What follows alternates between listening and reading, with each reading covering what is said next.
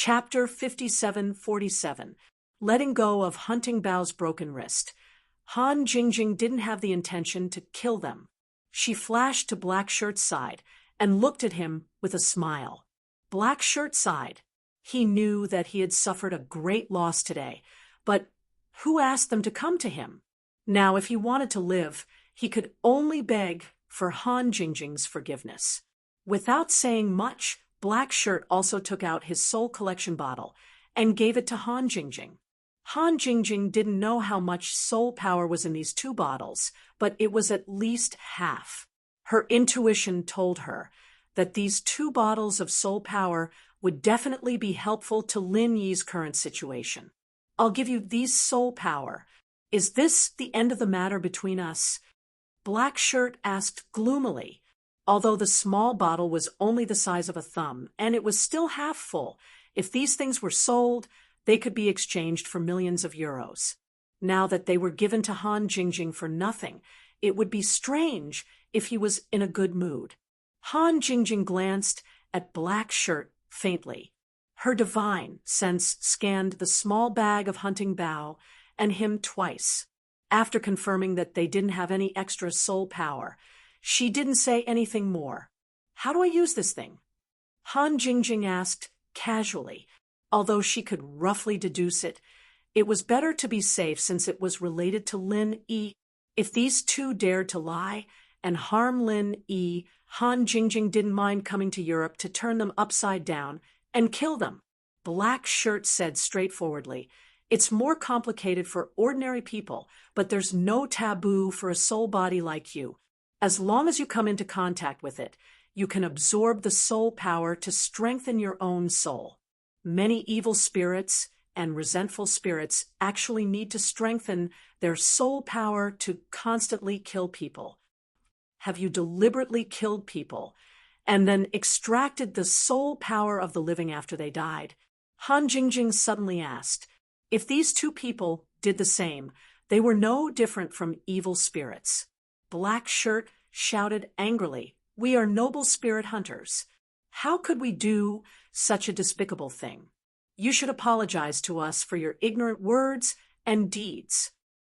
Black Shirt. Hunting Bao walked over slowly and quickly interrupted him when he heard this. This guy really dared to say anything. Didn't he know that their lives were in the hands of others? If Han Jingjing became angry because of this, wouldn't all that soul power be wasted? He also realized that he was impulsive. He laughed dryly and said, "Forget it. Since you don't know these things, I can't blame you. Remember not to say such things casually in the future." If Lin Yi was here, he might have started interrogating if there was any more soul power. Lin Yi was never polite to people who offended him first. However, Han Jingjing's personality was much kinder, so she didn't continue to question him. Of course, Han Jingjing was also wondering if she had more soul power. If the soul power she had wasn't enough for Lin Yi, she would definitely come back to search for more. Therefore, she wouldn't kill these two people, but it was necessary to leave some marks. Han Jingjing quietly placed two secret divine sense imprints on Black Cloak and Hunting Bao's bodies. This was one of her few methods, and she had only figured it out because of her research needs. With these two divine sense imprints, she could find the two of them at any time if she needed them. If she didn't need them, it didn't matter if she never met them. "Do you have a car?" There weren't many people in this small town. Moreover, it was working hours during the day, so there were very few people here. However, the commotion from their fight wasn't small. Han Jingjing already wanted to leave. In addition, the power behind Johansson was also looking for Han Jingjing. If she wanted to avoid trouble, she couldn't waste any more time.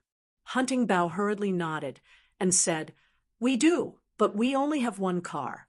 If you want to go somewhere, can we send you there?" It was clear that Hunting Bao didn't want to give Han Jingjing another car for free.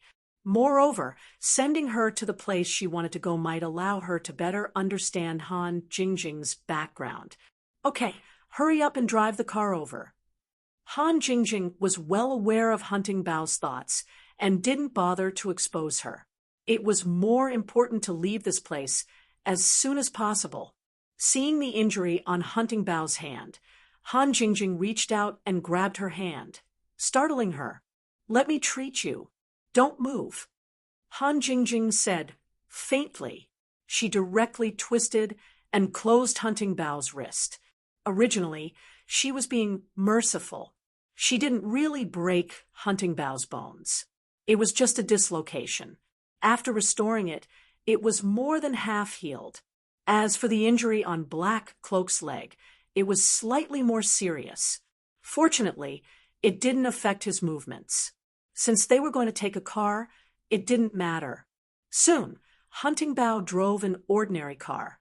After Han Jingjing and Black Cloak got in, they left Ostal and drove in the direction of Blue Rice. On the road out of the town, there were some people in black suits checking the leaving cars. However, when they saw Black Cloak and Hunting Bao's car, they didn't stop them at all. It seemed that the status of spirit hunters in Europe was quite distinguished. Along the way, Han Jingjing didn't have the mood to talk. She was thinking about Lin Yi. Han Jingjing didn't say anything. Black Cloak and Hunting Bao didn't dare to say anything. They just sat in the front, quietly. When the car entered the center of Blue Rice City, the two suddenly realized that Han Jingjing was no longer in the back seat. They weren't surprised about this. It was a very normal thing for a spirit body to be able to do this. Han Jingjing didn't want them to know that she was going to find Su Shihan and Cheng Yi. So she left without saying goodbye. At this time, the sky was getting dark. The concert was about to start. Han Jingjing sneaked into the venue and went to the backstage to find Su Shihan. She should have called first, but Johansson's phone was already thrown away by Han Jingjing. As for Black Cloak and Hunting Bao, Han Jingjing wouldn't borrow their phones. Since she was already here, she might as well go and find them. The fans of Blue Rice were very passionate. They didn't complain because of what happened last time. On the contrary, they were even more popular than last time. Han Jingjing just wanted to say that the population of Europe was actually quite big. After a few turns, she came to the backstage. Cheng Yi was talking to Su Shihan. "Shiji, why isn't Han Jingjing here yet? I can't contact her. If she doesn't come after the concert, we should go back together." Chapter 5748. I also want to go back and see Lin Yi. He's like this because of me, Cheng Yi said with self-blame. She really missed Lin Yi. Unfortunately, the schedule was arranged before she was kidnapped. She couldn't do anything about the concert, so Cheng Yi could only complete it first. Don't say that. If you say that, Lin Yi won't be happy. Okay, let's not talk anymore. I'll get people to prepare the flight first, Su Shihan said softly, and then changed the topic. Su Shihan said gently, and then changed the topic. In fact, everything on the private plane was prepared in advance. As long as she said a word, it could take off at any time. Han Jingjing heard this and directly appeared in the room. She said happily, "Su Shihan, Cheng Yi, I'm very happy to see you guys, but I'm in a hurry. I won't be attending Cheng Yi's concert." "Su Shihan, are you leaving now?" Ah, Su Shihan and Cheng Yi both screamed and subconsciously wanted to attack. A person suddenly appeared in a closed room. Anyone would be shocked. Not to mention, both of them were focused on Lin Yi. "Han Jingjing, it's you. You scared me to death." Su Shihan and Cheng Yi calmed down after seeing who it was and stopped their attack. After greeting each other, Su Shihan didn't even bother to go on stage. She directly nodded to Cheng Yi as a farewell, and then pulled Han Jingjing to the rooftop of the stadium. There was a small helicopter waiting for them. After the transfer to the airport, the private jet was already waiting for them to fly across the country.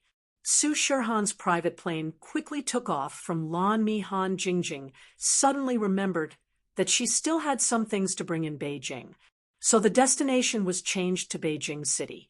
Originally, Han Jingjing didn't want to go back to the Lu family. However, since she had to get something, she would go over and take a look when she had time. After all, she was also a member of the Lu family. It would be good to go back and take a look. Although Su Shihan wanted to see Lin Yi as soon as possible, but since Han Jingjing said that the thing in Beijing was related to saving Lin Yi, of course, she wouldn't object. However, she didn't plan to go with Han Jingjing to the Lu family. It wasn't suitable for her to go with them. Since she had decided to go back, Han Jingjing informed House Lu beforehand. So when the plane landed, the two most important figures of House Lu, Lu Tianyi and Lu Tianli, came to pick her up personally. There was also the pillar of the younger generation, Han Jingjing's brother Lu Xiaoqiao. Uncle, Dad, and little Chow, why are you all here? Seeing that her family had come to pick her up, Han Jingjing was naturally very happy, and a sincere smile appeared on her face. Jingjing, it's been a while since we've seen you. Of course, we had to come see you as soon as we heard you were coming back. Tianyi said with a bright smile as he walked up to Han Jingjing and gave her a light hug. Lu Tianyi knew very well that if it wasn't for Han Jingjing's foresight, House Lu might not have been able to get on Lin Yi's ship. When Lin Yi's trust in House Lu was in crisis, and the whole House Lu might be destroyed, it was Han Jingjing who turned the tide and protected House Lu's foundation. So towards this niece of his, Han Jingjing, Lu Tianyi really liked her. It wasn't strange for him to come and pick her up personally. Thank you, Uncle. Han Jingjing returned to the image of a wise and strong woman in front of House Lu. She let go of Lu Tianyi and looked at her father. Lu Tianli's eyes were filled with excitement and pride. This was his daughter. Although he had done something to tarnish his daughter's reputation, it couldn't change the blood connection between father and daughter. Father! Han Jingjing walked up with a smile and hugged Tianli. Seeing Tianli's spirit, Han Jingjing knew that he had truly turned over a new leaf, and this made her very happy. Jingjing, Daddy missed you a lot. Tianli hugged Han Jingjing, his eyes reddening. After all, this was his daughter, and he wouldn't be able to see her for a few years. It would be a lie to say that he didn't miss her. Daddy, Jingjing missed you too. Han Jingjing's eyes reddened as well. The person she worried about the most in the common world was her father. Luckily, Tianli was doing well this time, and it made her feel much better. Sis, there's still me. Lu Xiaoqiao giggled as he pointed at himself and opened his arms. Han Jingjing, of course, gave him a big hug as well. She smiled. Xiaoqiao, you're finally not that nerdy otaku anymore. I can finally relax. Otherwise, I'll be worried that you won't be able to find a wife if you're always like that. This was, of course, a joke. Lu Xiaoqiao was handsome and knowledgeable, but even if he was ugly and deformed, as long as he had the halo of being the young master of House Lu, the number of women who wanted to marry him would be enough to line up from the Lu house's gate to the suburbs of Yanjing. The family chatted for a bit before getting into the car. Lu Xiaoqiao drove himself, and Lu Tianyi and Lu Tianli talked with Han Jingjing. This was definitely a treatment that only a minister or above could enjoy. Grandpa, how's your body? Han Jingjing asked about Elder Lu and learned that the old man was in good health, but he didn't care about politics anymore. He wasn't in Yanjing at the moment, either, but had gone to the south to recuperate. Lu Tianyi and the other juniors would make time to visit him every week, so the old man wouldn't feel lonely. Han Jingjing nodded, so Grandpa went to the south. Then, let's not go home, let's go to the company. I need to get some stuff, and then we'll go to Songshan. So, urgent? Lu Tianli said, surprised. His daughter rarely came back for a few years, and he didn't want to miss this reunion. Yeah, some things are more urgent. I'll come back after I'm done. Han Jingjing guessed that House Lu didn't know about Lin Yi's coma yet, so she didn't say it out loud.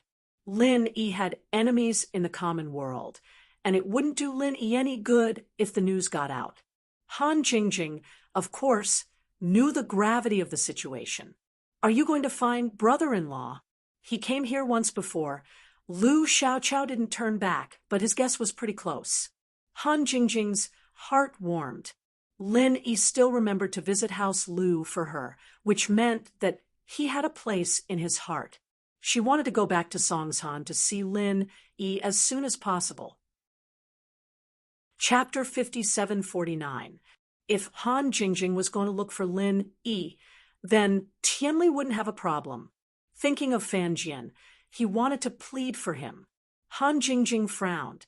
Of course, she knew who Fan Jian was. In fact, she didn't have much of a good impression of this cousin of hers. He was just a spoiled brat, trying to distance himself from House Lu before even asking for their help when House Lu was in trouble. Now that House Lu was rich, he was rushing to help them. This type of person would never be welcomed anywhere. Dad, why did you bring him up? Han Jingjing asked curiously.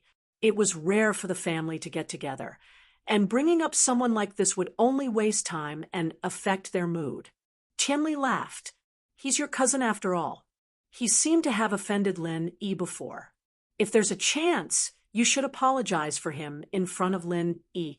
It's not a big deal. It's all for your mom's sake. Lu Xiaoqiao, who was driving, curled his lips in disdain. If it weren't for his sister, he would have beaten that Fan Jian up. But since Tianli was talking, he didn't want to interrupt. Han Jingjing couldn't be bothered to ask how Fan Jian offended Lin Yi.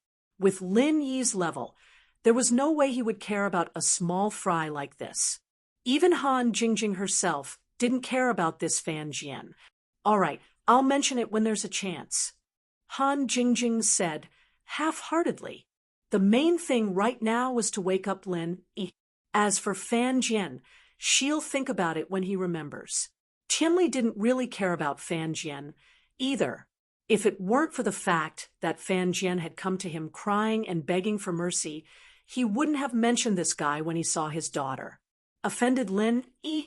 Even if Lin Yi was his son-in-law, he wouldn't dare to offend him at all. Fan Jian was the one who did this to himself, so who could he blame? Soon, the car arrived at the Lu Group's skyscraper. It was already night, but the most important people of House Lu were already here. The employees who had been notified were naturally waiting respectfully in the parking lot. Han Jingjing didn't mind at all as she waved her hand to dismiss them. She then took the elevator to the top floor. Her office was still the same. In the beginning, this was Tianli's office, and after she took it over, it became hers. It was precisely because of this that Tianli had the chance to steal the information from the safe, but after Han Jingjing handed the company back to Tianli, this place was left empty by Tianli. Other than cleaning work, no one was allowed to enter. As for Lu Tianli himself, he found another room to use as his office, and so when Han Jingjing came in, she realized that it was exactly the same as before. Even the position of the furniture on the desk was exactly the same. Jingjing, I always thought that you would come back to take over the company, but I also know that you don't care about our family business at all right now, and you don't have the time to take care of the company either. But I'll always keep your office. You can come back and use it whenever you want. Tianli said with a smile after following Han Jingjing in. Han Jingjing was a little touched. She smiled. Thank you, Dad. In that case, I still have some of my old trinkets. Of course, none of them have been touched. I'll break the hands of whoever dares to take them. Tianli laughed.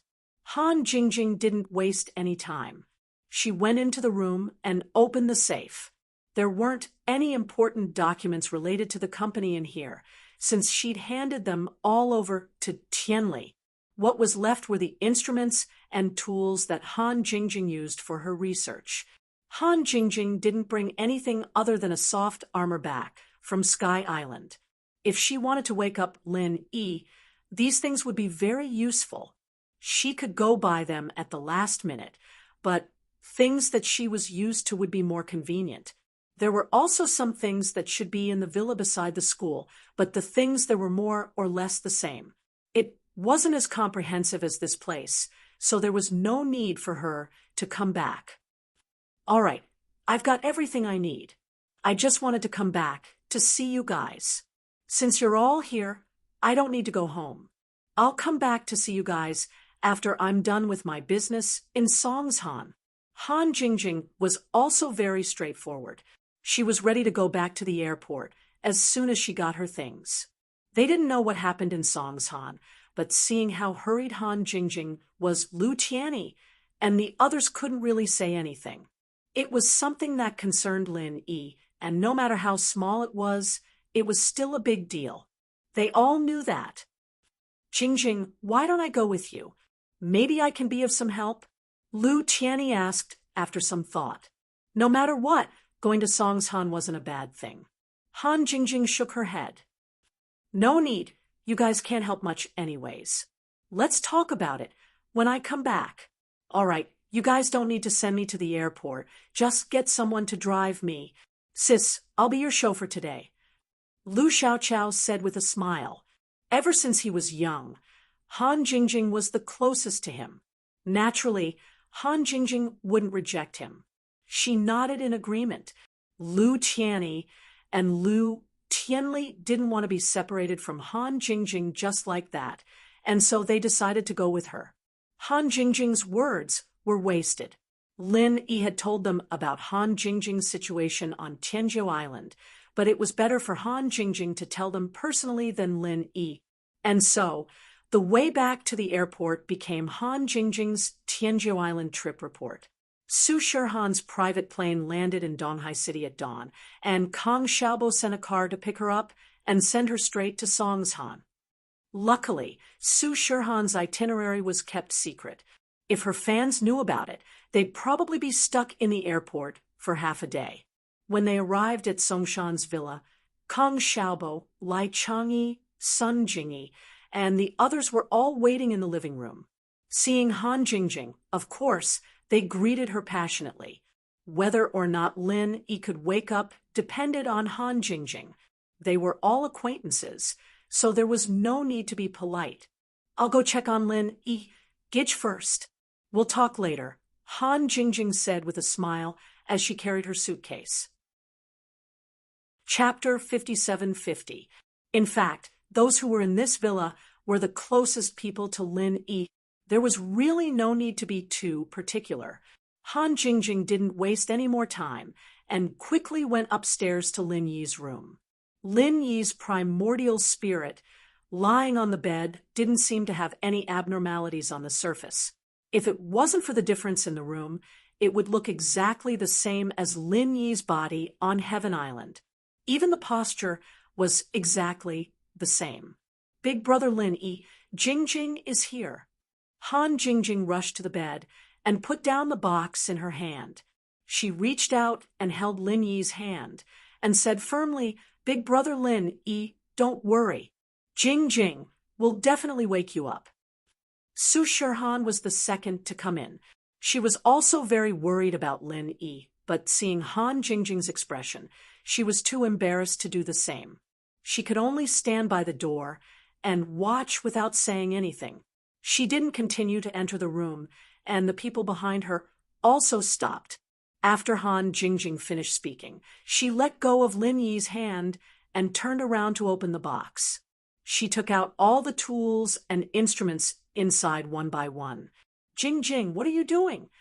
Su Shihan couldn't help but ask. In fact, she wanted to ask more about Lin Yi's situation. It was just that Han Jingjing didn't seem to be doing any checks.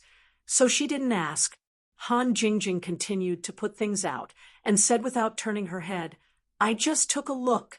There is nothing wrong with Lin Yi's primordial spirit. Although it suffered a lot of damage, it only made Lin Yi's primordial spirit a little weaker. It shouldn't be like this. What is going on? I need to do a more detailed check. As she spoke, Han Jingjing had already started to dismantle some of the instruments and reassembled them into new ones. She also asked Kang Xiaobo to bring all the laptops, TVs, and phones in the villa for her to temporarily use as peripherals.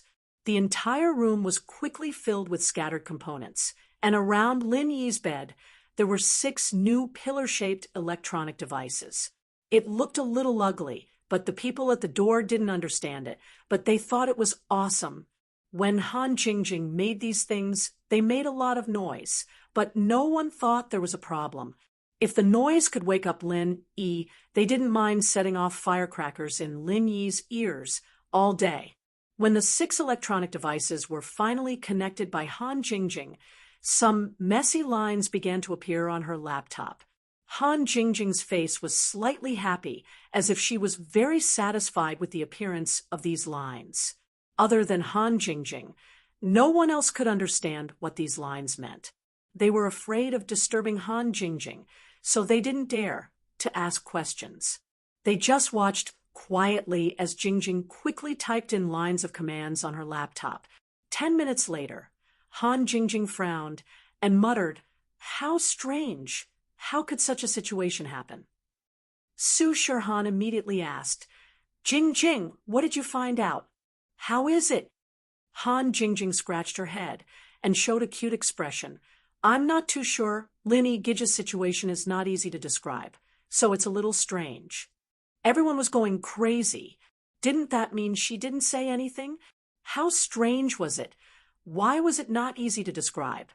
Han Jingjing seemed to feel that it was not appropriate for her to say this, so she thought about it and continued, "Let's put it this way, Lin Yi's primordial spirit indeed suffered a very serious injury. His primordial spirit's divine sense energy is continuously flowing out, but the speed is not fast. If there is no replenishment, it can still last for about a year, and after a year, it will probably completely dissipate." Su Shirhan and Sun Jingyi's face paled. What was so strange about this situation? They should quickly think of a way to save Lin Yi. "Jingjing, is there any way to stop this energy from flowing out? Not to mention a year. Even if it's just a month, the damage to Lin Yi is very big, right?" Sun Jingyi was born in a medical family, so she was very sensitive to this aspect. Han Jingjing said that Lin Yi can last for a year before it completely dissipates, which means that with each passing day, Lin Yi's injuries would worsen. A month was already very scary. Han Jingjing nodded. "This is the strange part. Lin Yi's primordial spirit is losing energy, but on the other hand, there is energy coming in to replenish it. It feels like Lin Yi is cultivating on his own, but the effect isn't very good, just barely enough to keep up with the consumption." Sun Jingyi breathed a sigh of relief. This Han Jingjing was panting while talking.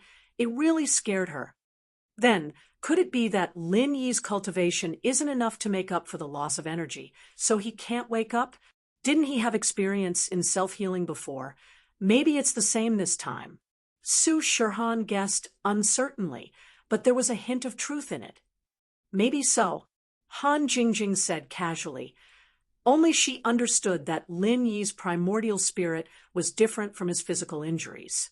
His magical qi might not be of much help to the primordial spirit's injuries. But Su Shirhan's words gave Han Jingjing some ideas. Since Lin Yi's energy loss and replenishment were in a balanced state, maybe increasing the replenishment would give Lin Yi a higher chance of waking up. As for how to increase Lin Yi's energy replenishment, Han Jingjing also had a plan. She prepared 6 cylindrical electrical appliances. After some slight changes, she could form a device similar to a spirit gathering array.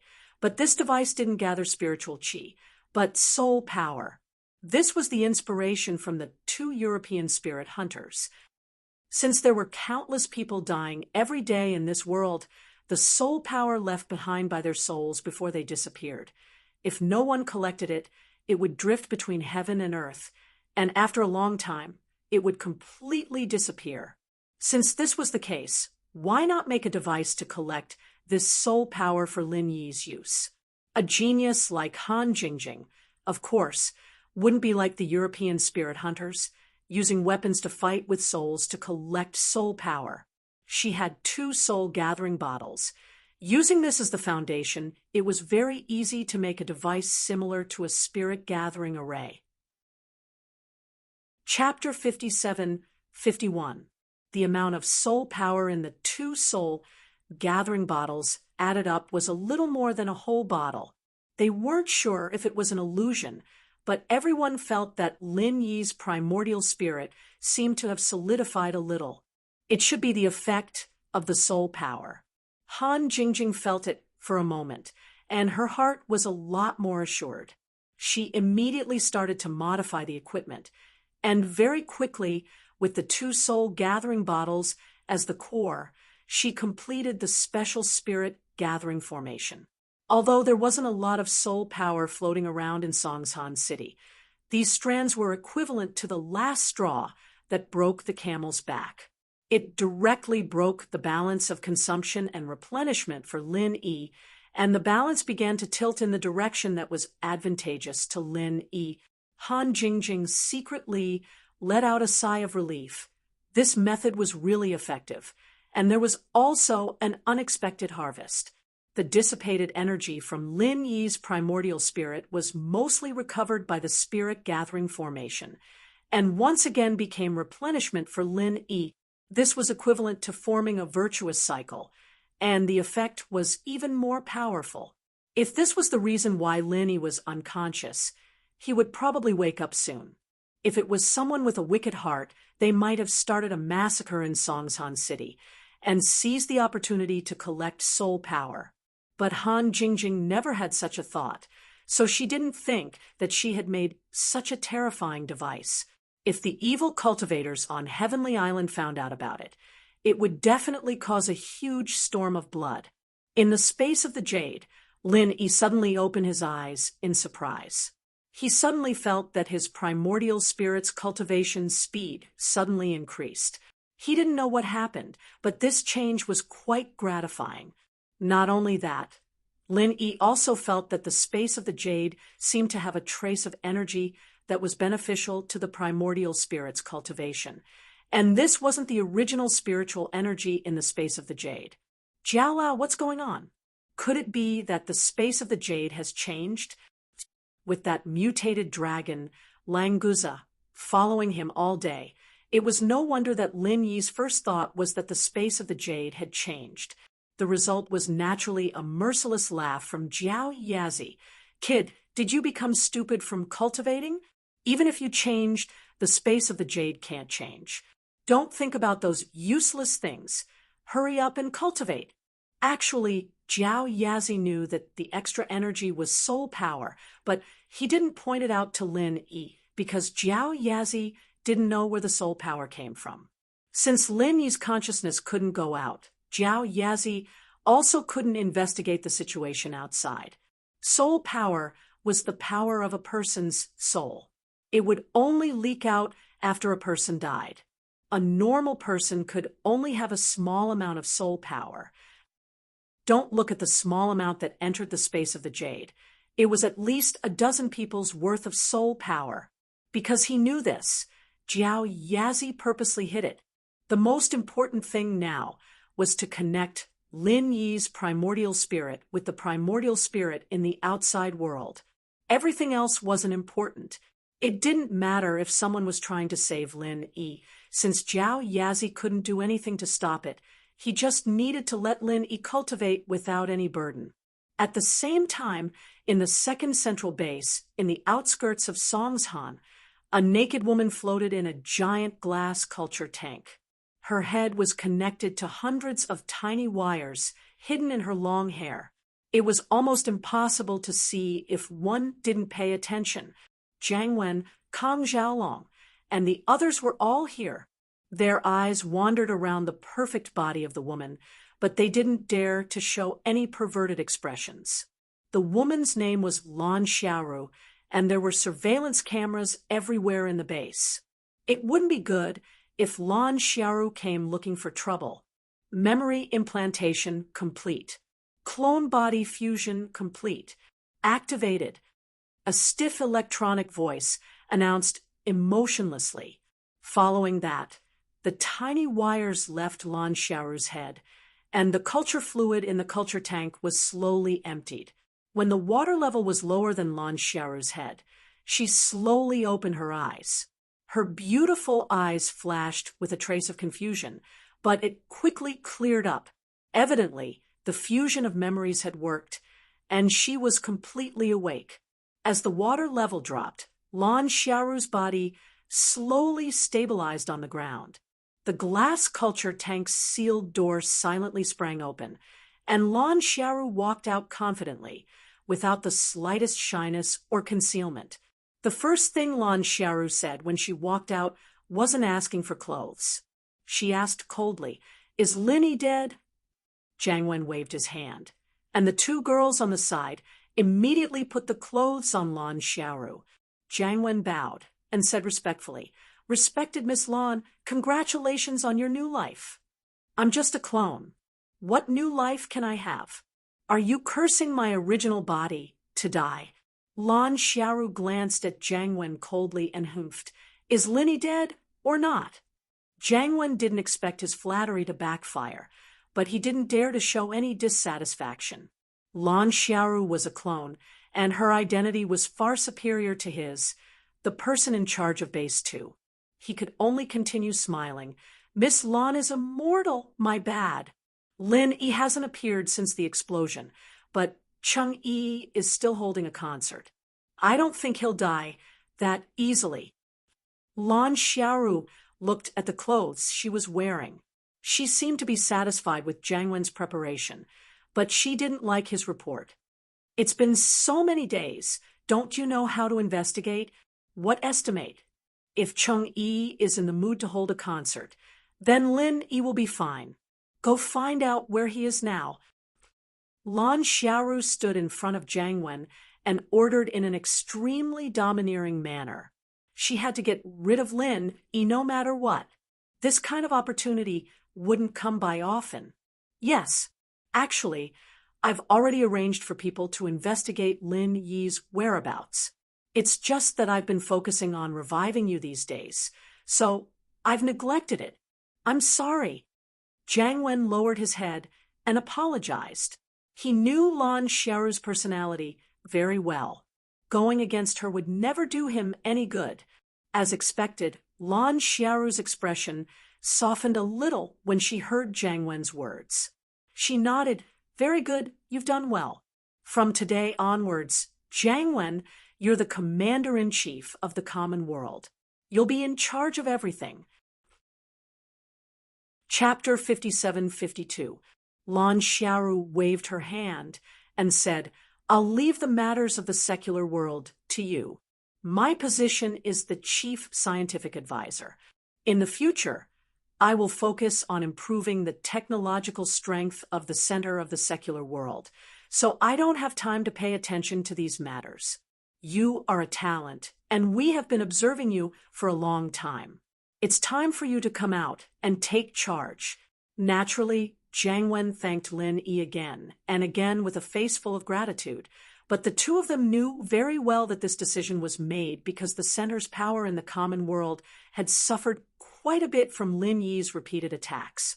There really wasn't anyone other than Jiang Wen who had the qualifications and experience to be the commander of the common world. Lan Xiaoru finished with Jiang Wen and turned to look at Xiaolong. The glasses doctor was killed by that traitor Dafeng, and he didn't leave a DNA sample, so there's no way to clone him. But the glasses doctor is a precious talent of the center, and there's a backup of his memories. I need to raise a young scientist to inherit the doctor's memories. Do you have any suggestions, Head Commanderin? Xiaolong's heart pounded furiously. Lan Xiaoru was talking to Jiang Wen, but her eyes were on Xiaolong. This wasn't even a hint. It was a blatant statement. He wouldn't be Xiaolong if he didn't get it. Xiaolong had already analyzed the pros and cons of this in a split second. Inheriting the glasses professor's memories would very likely cause him to lose his personality, but if that were the case, Lan Xiaoru wouldn't need to choose Xiaolong at all. She could have just picked a random young man. Since Lan Xiaoru had her eyes on Xiaolong, it was most likely because of his talent. After all, he was a young and promising doctor, and he was known as a genius. Xiaolong guessed that after inheriting the glasses doctor's memories, his personality would still be his, but the memories would be shared by both of them. It wasn't a big deal. On the other hand, Xiaolong would become one of the top figures in the common world. At the very least, he'd be one of the top 3. This was a chance that Xiaolong had been dreaming of. He'd always been jealous of his cousin, Kang Mingming. He was a useless playboy, but why was he able to do so well? He, the prodigy of House Kang, was like an ant. Now that there was a chance, Xiaolong would definitely grab it. Lan Xiaoru didn't say anything, but Xiaolong was already prepared to say yes. Jiang Wen was a smart man, too. He only needed to glance at Lan Xiaoru to know what she was thinking. He smiled and nodded. What a coincidence. I have a suitable candidate here. At the same time, Jiang Wen reached out and pulled Xiaolong over. Miss Lan should know this Xiaolong, right? Originally, he came from the Central Sanctuary. He has the title of Doctor of Medicine, and his IQ is beyond doubt. Besides, he is Kang Mingming's brother. Speaking of which, he is one of us. It's a waste of his talent to be my assistant. What do you think, Miss Lan? Here's the chance. Xiaolong looked at Jiang Wen gratefully. He didn't wait for Lan Xiaoru to ask. Miss Lan, I've always respected Dr. Glass's knowledge. If I could inherit his memories and let him use my body to be reborn, that would be my honor. If possible, please give me this chance.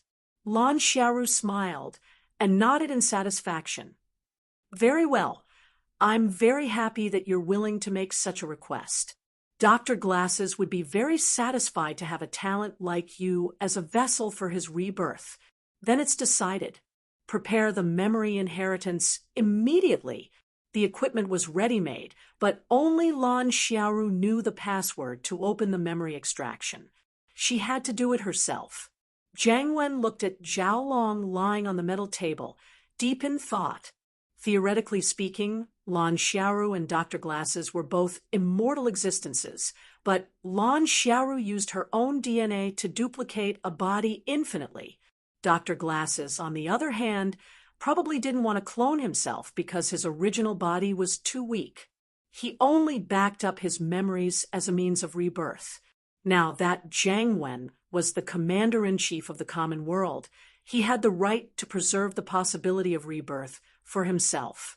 He was already considering whether he should choose Lan Xiaoru's method or Dr. Glass's method. Suddenly, Jiang Wen had an idea. Perhaps he could combine the two methods and keep a copy of his memories. He wouldn't use a human body as a vessel, but a clone body instead.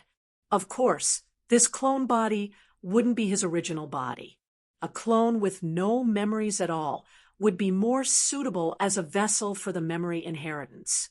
The first name that popped into Jiang Wen's mind was Lin Yi.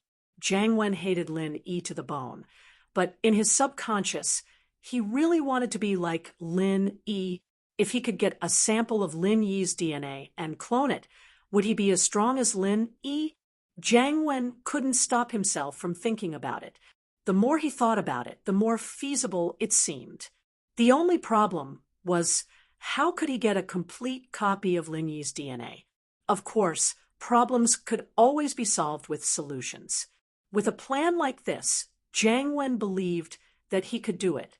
Now that he was the commander-in-chief of the common world, he'd be able to think of a way to solve small problems like this. As Jiang Wen's thoughts ran wild, Xiaolong successfully inherited the doctor's memories and sat up with his hands on his messy head. Lan Xiaoru stood in front of Xiaolong, waiting for him to calm down before smiling. Xiaolong, or should I keep using Dr. Glasses?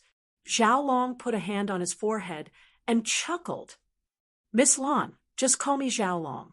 I've inherited Dr. Glass's memories, but the original name sounds better. Lan Xiaoru nodded with a smile. No problem. If you like Dr. Glasses, you can change it. Xiaolong laughed and thanked Lan Xiaoru. He stood up and waved at Xue Jianfeng, who was sitting in the corner, watching coldly.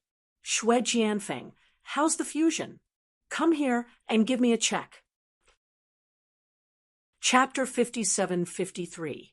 Xiaolong had inherited the Glasses professor's memories, and Xue Jianfeng should have been happy about it. But looking at Xiaolong's annoying face, Xue Jianfeng regretted not killing him at the bottom of the sea. But no matter how unhappy he was, he didn't dare to show it. He walked over obediently. Glasses professor, it's great that you're able to come back to life. My situation seems to be pretty good. Xiaolong frowned. Call me Professor Kong.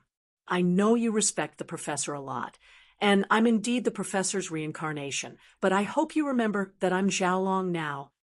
You hear me? Don't let this happen again. Xue Jianfeng was getting more and more pissed off.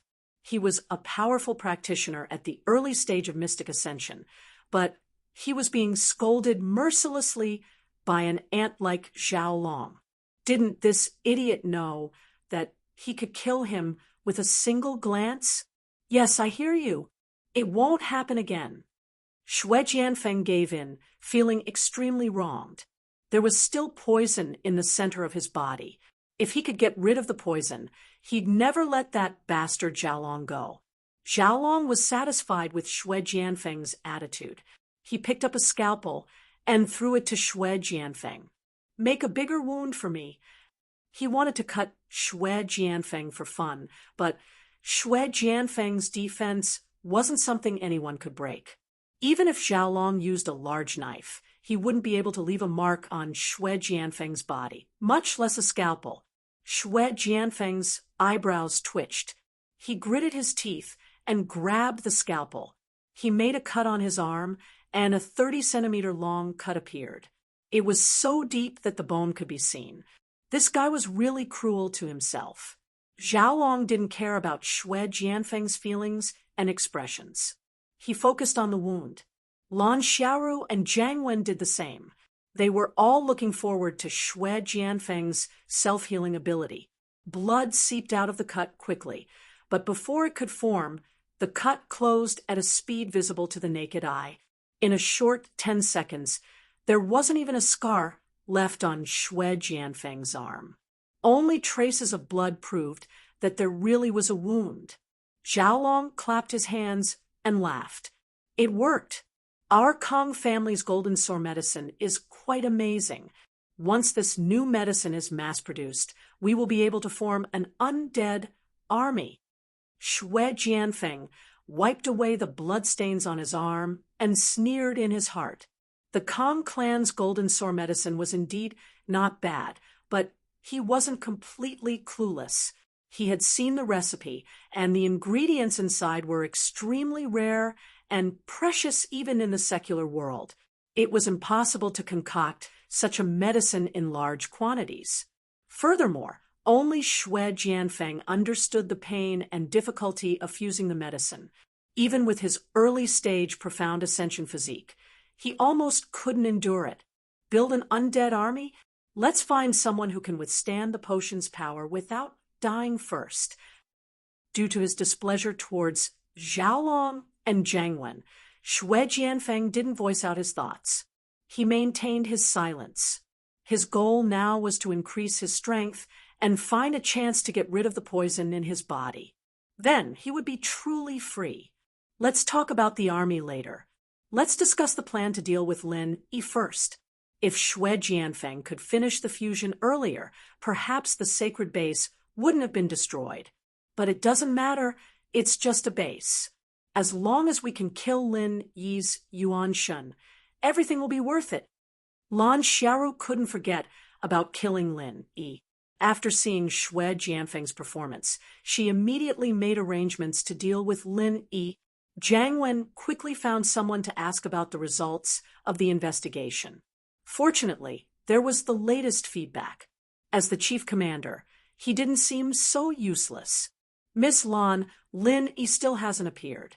But our people said that there are many people gathered in Lin Yi's villa in Songshan. Perhaps Lin Yi is hiding there to heal. Why don't we just kill them all? Even if Lin Yi isn't here, killing a few of his lackeys would be good too. Jiang Wen suggested passionately. In fact, he wanted to take advantage of the fact that a master like Xue Jianfeng was here to snatch the unconscious Meng Yao. Normally, Jiang Wen wouldn't dare to do this. The lackeys under Lin Yi were very strong. They weren't people he could mess with. But now it was different. He didn't use the power he had. Lan Xiaoru sighed. Lin Yi hasn't appeared yet. It's very likely that he went back to Sky Class Island. After all, he's just a primordial spirit. If he's injured too heavily, he'll just disintegrate and return. It seems that I'll have to contact the main body on Heaven Island to confirm. Chief Commander, and have someone continue to monitor the villa from the outside, and then install some monitoring equipment in the surroundings. Keep me updated. Yes, Miss Lan. I'll give the order right away. Jiang Wen didn't say anything else. He immediately went to inform his men. Lan Xiaoru also sent a letter to Sky Class Island to ask about Lin Yi through the special channel of the center. One day later, Sky Class Island replied. They said that after investigation, Lin Yi's main body was still unconscious. This meant that Lin Yi's Yuan Shun hadn't returned. It was still in the common world. It might be because it was injured too badly. After getting the letter, Lan Xiaoru slammed the table excitedly. This is a chance. This is a once-in-a-lifetime opportunity. We must seize it. Chief Commander, and immediately let your men connect the signal of the surveillance equipment here. We need to carefully observe the situation in this villa.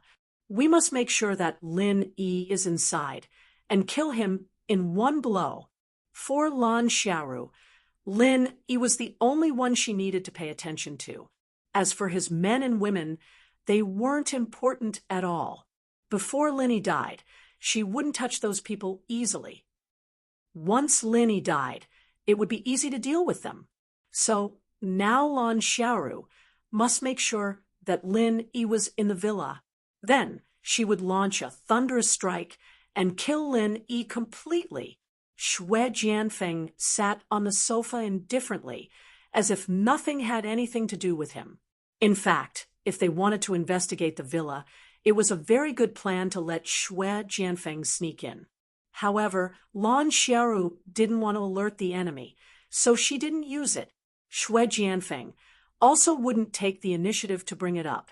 Although he and the guys in the center had the same position on killing Lin. Chapter 57-54.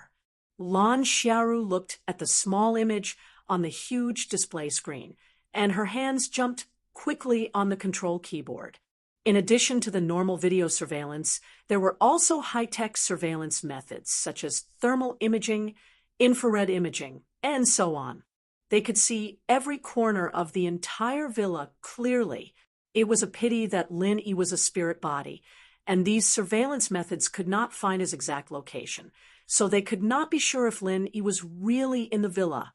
Because of this, Lan Xiaoru did not dare to act rashly for a while, for fear that she could not hit the target and give Lin Yi a chance to catch his breath.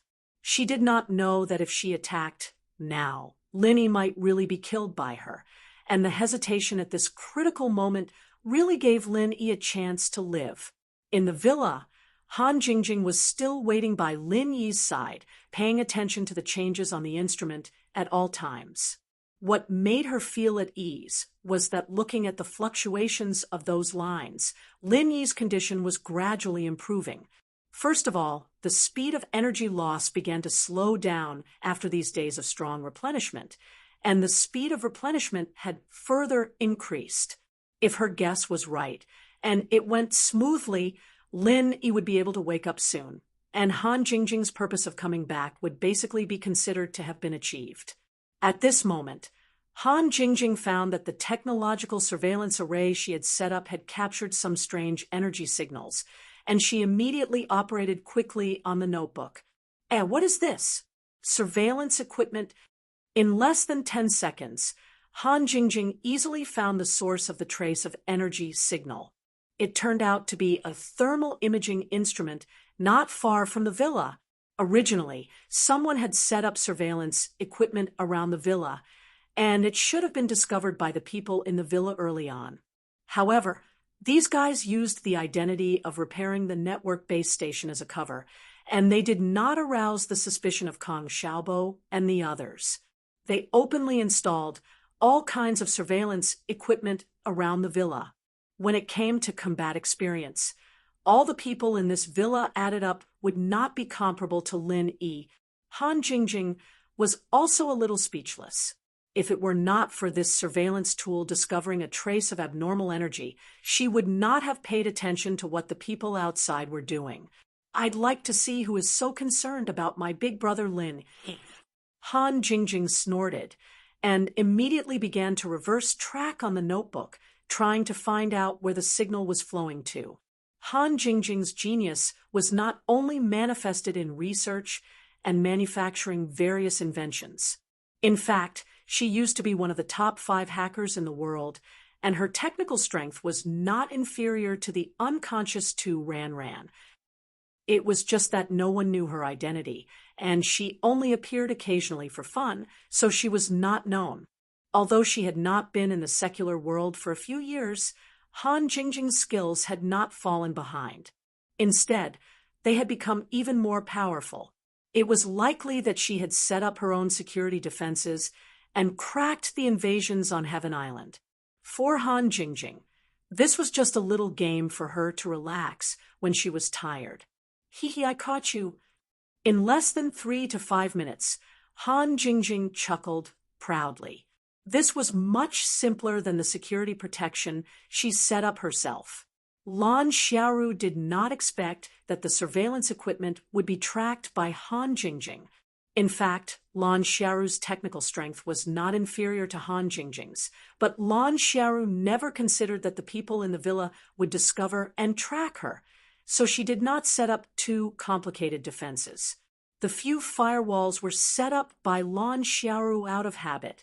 It was enough for ordinary hackers, but for Han Jingjing, it was completely useless. This time, not only did she find the source of the signal, but Han Jingjing also silently followed the video signal and invaded the center's system. It was rare for them to open a receiving port. If Han Jingjing did not make good use of it, it would be a waste of their hospitality. Center. I knew it. Let's see where you can run now. The screen in front of Han Jingjing was densely packed with confidential information from the center's central computer. Even Han Jingjing's beautiful big eyes showed a fanatical look. The hard disk space is not enough. Damn it. Han Jingjing muttered and quickly pulled another computer on the side. After connecting it quickly, she continued to copy the center's database. Taking advantage of this time, she also observed Lin Yi's situation. It was still developing in a good direction, so Han Jingjing continued to control the center's central computer.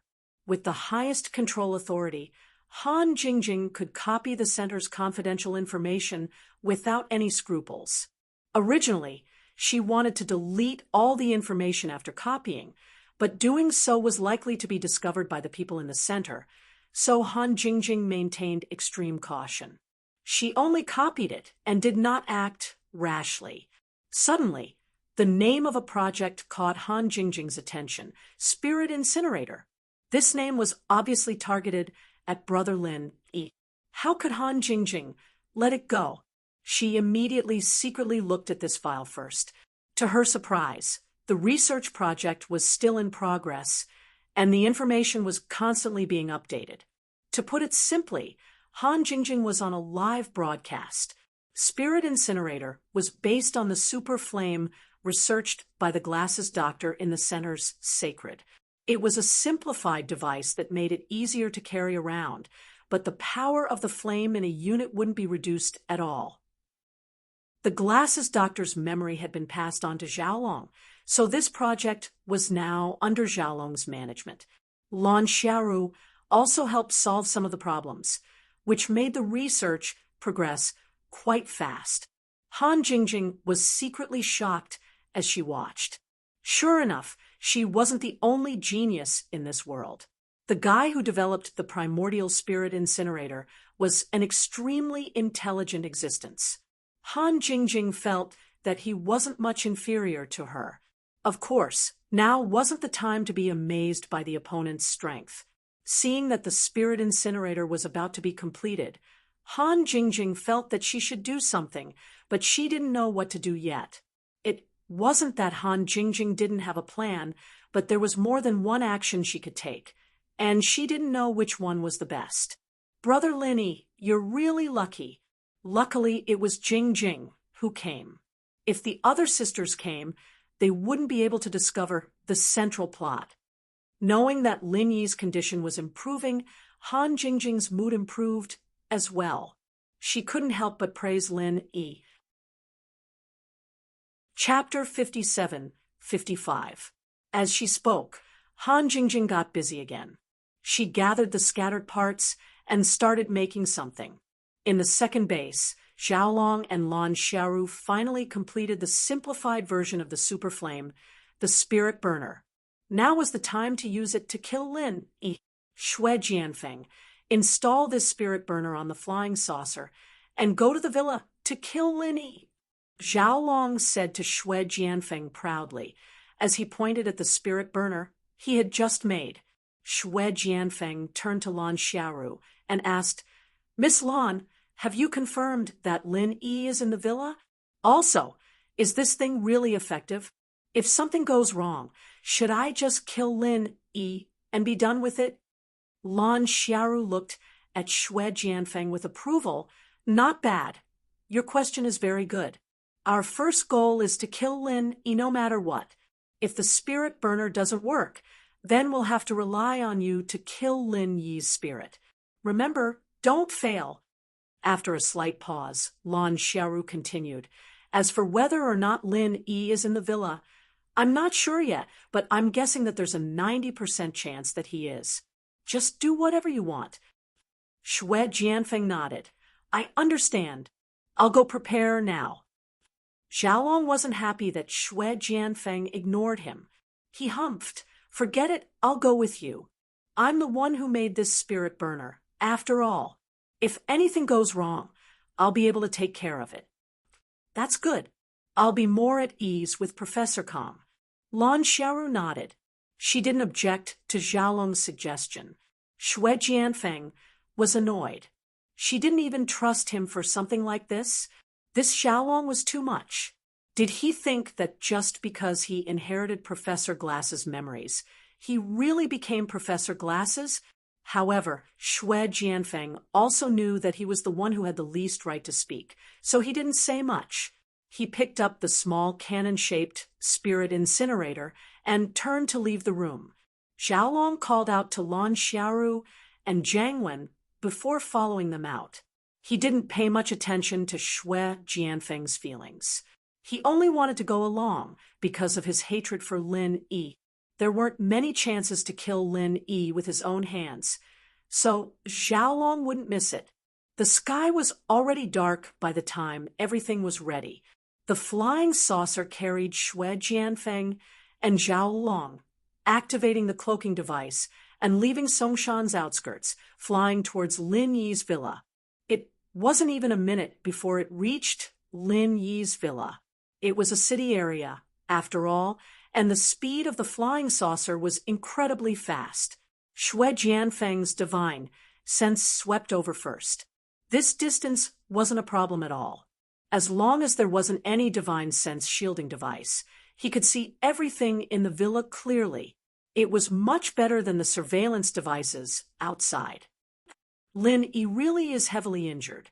He's lying unconscious in the room on the second floor, Shui Jianfeng said, pleasantly surprised. If he knew it would be so easy, why would he need those surveillance devices? He could have just asked him to take a look around here. However, Xue Jianfeng's divine sense was noticed by Languza. Languza was much stronger than Xue Jianfeng, and so was his divine sense. Xue Jianfeng's scan was immediately noticed by Languza, and he followed up with a scan. Xue Jianfeng's body shook, and he mumbled, "I forgot about this guy. Even if Lin Yi's injuries aren't light, this guy isn't easy to deal with." Zhao Long, on the other hand, didn't notice Xue Jianfeng's mumbling. When he heard that Lin Yi was on the second floor of the villa, he laughed evilly. "Ha! The heavens are on my side. That bastard Lin Yi finally has his day. Watch how this young master's primordial spirit incinerator turns him into ashes." Xue Jianfeng wanted to say that there was a mystic late-stage master who had his eyes on them. But when he thought that Lin Yi was about to die, he didn't say it out loud. More importantly, Xue Jianfeng thought that even if he couldn't win against Languza, it wouldn't be a problem. After merging with the new recovery potion, his body was almost immortal. Languza was strong, but he might not be able to do anything to Xue Jianfeng. If he could use this chance to kill Zhaolong, it would be perfect. Firing the spirit incinerator not only gave him a chance to kill Lin Yi, but it also gave him a chance to kill Zhaolong. This was killing two birds with one stone. Xue Jianfeng wanted to laugh out loud at the thought of it. He should give himself a thumbs up for being so smart. These thoughts flashed through his mind in an instant. Zhaolong didn't know that Xue Jianfeng was planning to get rid of him with a borrowed knife. He was still laughing proudly as he activated the soul burner, aiming for the villa below. A blazing white super flame suddenly descended from the sky. It was as if a small sun had lit up in the night sky, illuminating the entire villa area. "Die! Die! Die, all of you!" Zhaolong laughed crazily as he pushed the burner's power to the maximum. The white super flame brought with it waves of heat, engulfing the entire villa. Jiang Wen, who was far away in the second base, changed his expression. "What's wrong with Zhaolong? Didn't we agree to only kill Lin Yi's soul? Does he intend to kill everyone in this villa with this level of intensity?" The super flame did damage to the soul, without a doubt. It was obvious from Lin Yi's current situation. But in fact, the super flame didn't only work on the soul. It would burn everything else as well. Judging from the range of the super flames that Zhaolong had unleashed, the entire villa would be completely destroyed in 1 or 2 seconds. Everyone inside, including Languza, would probably be burned to ashes. Jiang Wen didn't care about the others, but Meng Yao was in deep slumber as well. This bastard Zhaolong was going to kill Yao Yao as well. But the super flame of the spirit burner had already been unleashed. Even Jiang Wen couldn't stop it now. Killing Lin Yi was something to be happy about, but letting Yao Yao die with him was something he couldn't accept. Chapter 57-56. Just when these people in the center thought that the outcome had been decided, an inconspicuous metal rod that looked like a lightning rod suddenly flashed with a few electric arcs. Then, the blazing white flames that covered the sky seemed to be attracted by the lightning rod. They suddenly changed their direction and gathered on the metal rod. Zhaolong's smile was still on his face when he realized that things weren't as he'd imagined. The villa below was still the same villa, and the super flames from the spirit burner didn't even burn a single feather on the roof, much less Lin Yi inside. "What's going on?" Zhaolong asked, surprised, but no one answered his question. Could it be that it's malfunctioning? That doesn't make sense. Zhaolong subconsciously activated the spirit burner again, and another ball of super flame fell straight down. This time, Zhaolong's eyes were wide open, and he could clearly see the super flame being absorbed by the metal rod. How could this be? Zhaolong was dumbfounded. Strictly speaking, this spirit burner was created by combining his and the glasses professor's intelligence. How could it be useless? Normally speaking, A ball of super flame would be enough to burn the villa below into ashes. Why couldn't it burn a single metal rod after 2 tries? In the villa, Han Jingjing, who'd always had a cute expression on her face, was smiling like a fox. She was just worried about the lack of free soul energy in Songshan, and Lin Yi's recovery speed was too slow, and this idiot Xiaolong came to her rescue twice in a row. If they hadn't been discovered by the surveillance earlier, they would have been able to kill Lin Yi, but it was unnecessary. Han Jingjing caught them, tracked them back to their location, and took control of the second base's central computer. Xiaolong's spirit burner was no longer a secret to Han Jingjing. After all, she was a super genius who'd invented automatic pill refining and weaponsmithing equipment. The principle behind the spirit burner was laid out clearly in front of her, and if she still couldn't find a way to deal with it, she might as well kill herself with a piece of tofu. The super flame could damage the body, and in other words, it was a type of energy utilization. Han Jingjing created a reverse recycling device for the spirit burner, reversing the damage of the super flame. Xiaolong's 2 consecutive attacks were converted into energy for Lin Yi's body to absorb. It wasn't as effective as pure soul energy, but there was a lot of it, and it should be able to speed up Lin Yi's recovery. Why did you stop? Let's do it a few more times. This little bit of energy isn't enough to wake up Lin Yi Big Bro. Xiaolong, go. Don't give up. Go. Han Jingjing stared at the computer screen with a smile, cheering for Xiaolong and the UFO. If she only used the super flame twice, it wouldn't even be enough for her hard work. Another ball of white super flame appeared on the screen, and Han Jingjing couldn't help but exclaim. At least Xiaolong wasn't so scared, or else she'd consider making a simplified spirit burner herself to replenish Lin Yi's energy. In the UFO, Xiaolong screamed hysterically, "Impossible! There's nothing wrong with my work. How could this happen? This doesn't make sense." Amidst Han Jingjing's laughter, she fired the super flame again and again, adding to Lin Yi's recovery. Xue Jianfeng's face was a little ugly. He wanted to use Languza to get rid of Xiaolong, but it had been so long, and even the security of the residential area was gathering here. There was no response from the villa at all. Something was wrong, and while he wasn't afraid, he still felt a little guilty. "Xiaolong, don't use your spirit burner anymore. Use the laser cannon to blow up this villa first, and if Lin Yi doesn't die, then use the burner on him." Xue Jianfeng couldn't help but remind Xiaolong, who was already in a dead end. After all, compared to Xiaolong, he wanted to kill Lin Yi more. Xiaolong paused, not minding the disrespect in Xue Jianfeng's tone. He clapped his hands. "Makes sense. Xue Jianfeng, you're quite smart, aren't you? Your limbs aren't the only thing you have." Xue Jianfeng wanted to slap this guy to death. If he'd known this guy was like this, he would have thrown him into the sea to feed the fishes when he escaped from the holy center. Xiaolong's back was facing Xue Jianfeng, so he didn't see him grit his teeth. His hands were still moving quickly on the control panel, and under the UFO, the spirit burner's barrel retracted, revealing the laser cannon's barrel. Lan Xiaoru and Zhang Wen were shocked that the super flame didn't work at all, but Xiaolong was getting ready to use the laser cannon. Zhang Wen, who was in the base, finally came back to his senses and yelled into the communicator, "Xiaolong, don't destroy the villa.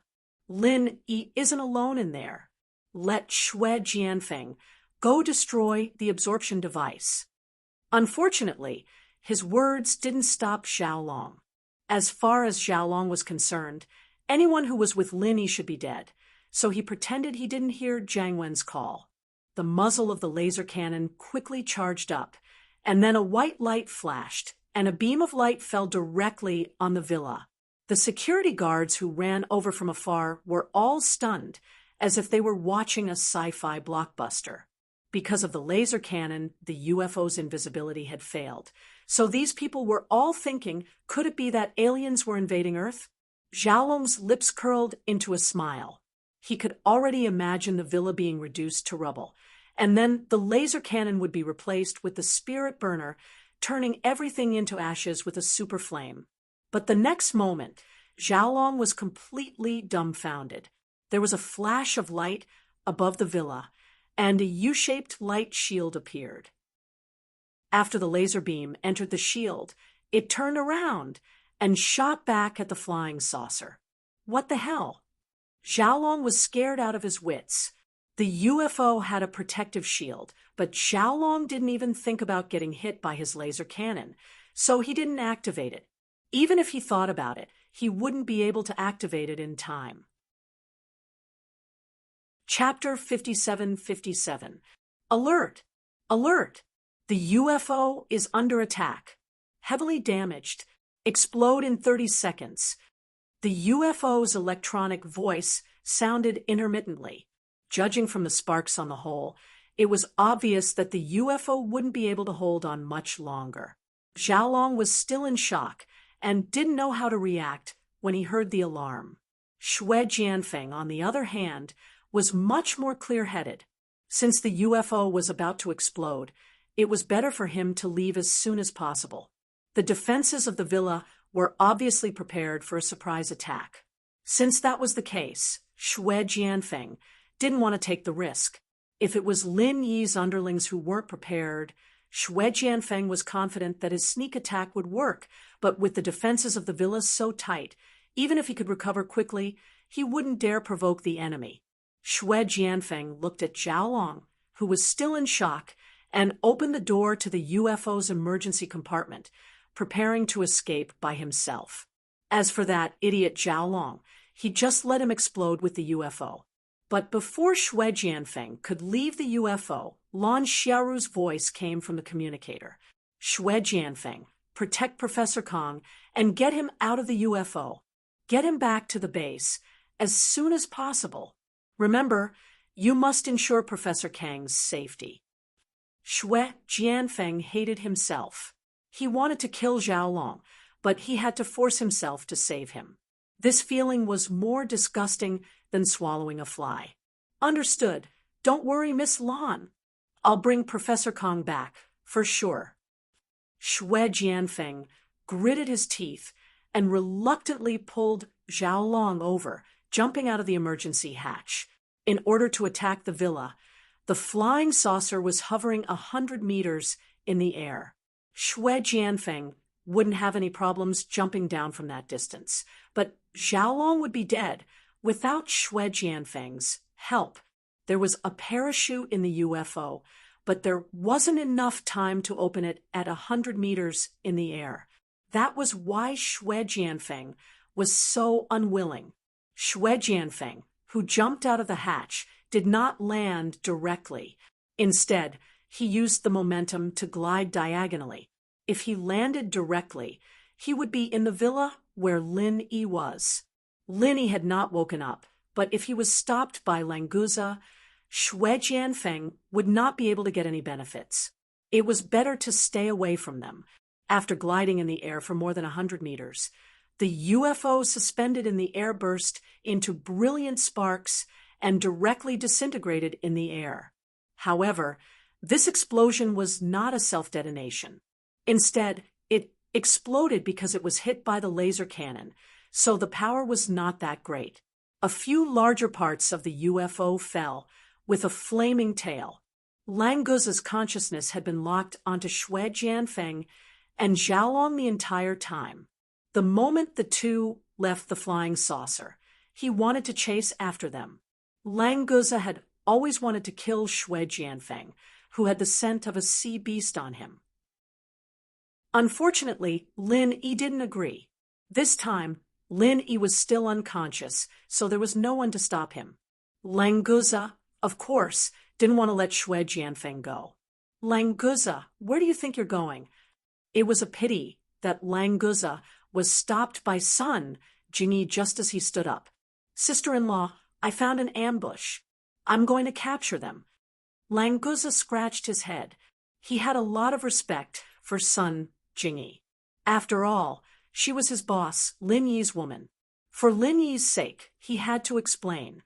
Sun Jingyi shook her head. Languza, I want to ask you not to leave the villa. We can't be sure of Lin Yi's condition right now.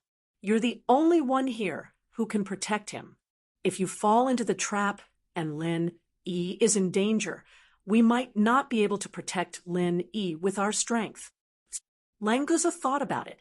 Compared to killing the annoying Xue Jianfeng, Lin Yi's safety was obviously more important. So, Languza nodded immediately. Sister-in-law, you're right. I was too impulsive. I won't go anywhere today. I'll stay in the villa and see who dares to attack boss. Thank you, Languza. Sun Jingyi smiled. Being able to let Languza stay here had calmed her down a lot. She couldn't help with Lin Yi's injury at all, but before Lin Yi woke up, she had to do everything she could to protect Lin Yi's safety. There were a few sounds of heavy objects falling to the ground. It was obvious that it was the flying saucer that exploded in the sky. Han Jingjing shouted from upstairs. Sister Jingyi, get someone to bring the flying saucer's pieces in. I need to study them. Then I'll notify the Secret Investigation Department and have them settle this. Don't let anyone know. Okay, I'll arrange it. Sun Jingyi agreed. She asked Yu Bing and the others to help move the flying saucer pieces in. The flames on the metal pieces had already disappeared when they hit the ground. Although it was a bit hot, Yu Bing and the others weren't afraid of the heat. They quickly moved the pieces in. As for the security guards that came later, they were sent away by Kong Xiaobo with a random excuse. It couldn't be helped. Kong Xiaobo was a famous figure in Songshan. Even if he was lying, the security guards would believe him. Han Jingjing checked on Lin Yi's condition again. After absorbing the energy from the super flame, Lin Yi seemed to be getting a lot better. Han Jingjing didn't stay here and ran downstairs. As for the flying saucer technology, Han Jingjing had already gotten it from the central mainframe of the base. Now, she only needed to look at the wreckage of the flying saucer to confirm the materials used and the arrangement of the circuits. Then, she would be able to calculate what kind of resources she needed to build a flying saucer. Although she couldn't bring the flying saucer back to Sky-class Island, it was still good to use it in the common world. Plus, after Han Jingjing returned to Sky-class Island, she could build another flying saucer. This thing was much more reliable than flying spirit beasts. It was also very fast. After Han Jingjing modified it, it would be even more perfect. Aya, there's only this much left. What a pity. Han Jingjing ran down and saw the black metal pieces. She had a regretful expression on her face. She didn't think about the person who caused this. After banging on it for a while, Han Jingjing nodded in satisfaction. Good, good. Although it's broken, I've gathered most of the things I wanted. Jingjing, sis-in-law, do you want to build a flying saucer for us too? Kang Xiaobo asked curiously. His eyes were full of expectation. It was a good thing to have a flying saucer to play with. I have this plan, but I'm not sure yet, Han Jingjing said with a smile. Although they had the technology, it wasn't easy to build a flying saucer. While everyone was talking, Lin Yi, who was upstairs, slowly opened his eyes. His consciousness had finally communicated with the Yuan Shun outside from the space of the jade pendant. It was only a matter of time before he woke up. Chapter 57-58. There is such a plan, but I'm not sure yet, Han Jingjing said, with a smile. Although the technology was there, it was not so easy to build a flying saucer. Just as everyone was talking, Lin Yi slowly opened his eyes upstairs. His consciousness finally communicated with the Yuan Shin outside from the space of the jade pendant. It was only a matter of time before he woke up. But what were these strange metal rods around him? An array? Who set it up? Lin Yi remembered that he was injured and unconscious after the explosion in the central sacred region. Fortunately, Languza had already picked them up at that time, so the safety of others didn't seem to need him to worry. With a sweep of his divine sense, Lin Yi already knew that he was back in the villa in Songshan City. Those who were unconscious continued to sleep well, and the rest were in the living room below, huddled together to study something. Jing Jing! Lin Yi was slightly stunned. For a moment, Lin Yi wondered if he had returned to the heavenly island. Otherwise, how could he see Han Jingjing? However, except for Han Jingjing, the rest were in the secular world, and this was indeed the villa in Songshan City. Then there was only one possibility. Han Jingjing also came to the secular world.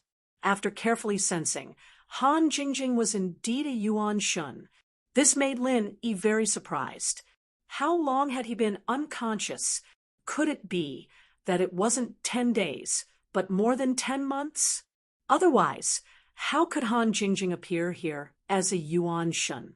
Was she already a nascent soul master? Jiao Lao, how long did I stay in the space of the jade pendant? Lin Yi asked Jiao Yazi. With his strength, it was not easy to project his Yuan Shun and condense it into a Yuan Shun. With Han Jingjing's cultivation, how could it be easier than him? It's been more than 10 years. Elder Jiao said, casually. Lin Yi decided to ignore this old guy. It must be because he didn't think of him much when he returned to the secular world, so now it was a blatant revenge. Since Han Jingjing was here, there was nothing strange about these metal pillars beside Lin Yi's bed. It must be something that Han Jingjing made. Perhaps the energy that he felt in the space of the jade pendant that did not belong to the space of the jade pendant was made by these things. If that was the case, did Han Jingjing come to save him? It was because of Han Jingjing's help that he could improve the speed of spiritual sense cultivation. Thinking about the speed of his spirit's training, Lin Yi was a little excited. The art of stealing fortune was indeed very effective in training his spirit. When he woke up, he found that his spirit's strength had reached the late stage of mystic ascension. At the same time, Lin Yi's body on the island also made a light, crackling sound. The true qi in his body was surging, his bones and meridians seemed to be undergoing a slight reorganization. He actually broke through again. Tian Chan, who was guarding on the side, was overjoyed, but she didn't dare to make a sound for fear of disturbing Lin Yi. She just pulled a rope on the side, and the bell connected to the bottom shook rapidly. After hearing it, Sydney also hurried up. When Sydney and Shanghai Laner rushed up, they just saw Lin Yi's body sit up by itself and return to the previous state of cultivation. Great! Jingjing succeeded. I knew she could do it. Shanghai Laner couldn't help but cheer. Lin Yi had returned to the state of cultivation, so Tian Chan was also relieved and didn't stop Shanghai Laner's cheers. Sydney was also excited. She hugged Tian Chan and said, Great! Jingjing really succeeded, and she saved Lin Yi so quickly. She's really amazing. Tian Chan was so happy that her pretty face turned red. She nodded repeatedly and said, Yes, yes. Fortunately, Jingjing went. Otherwise, I don't know how long it would take for Lin Yi to return to his original state.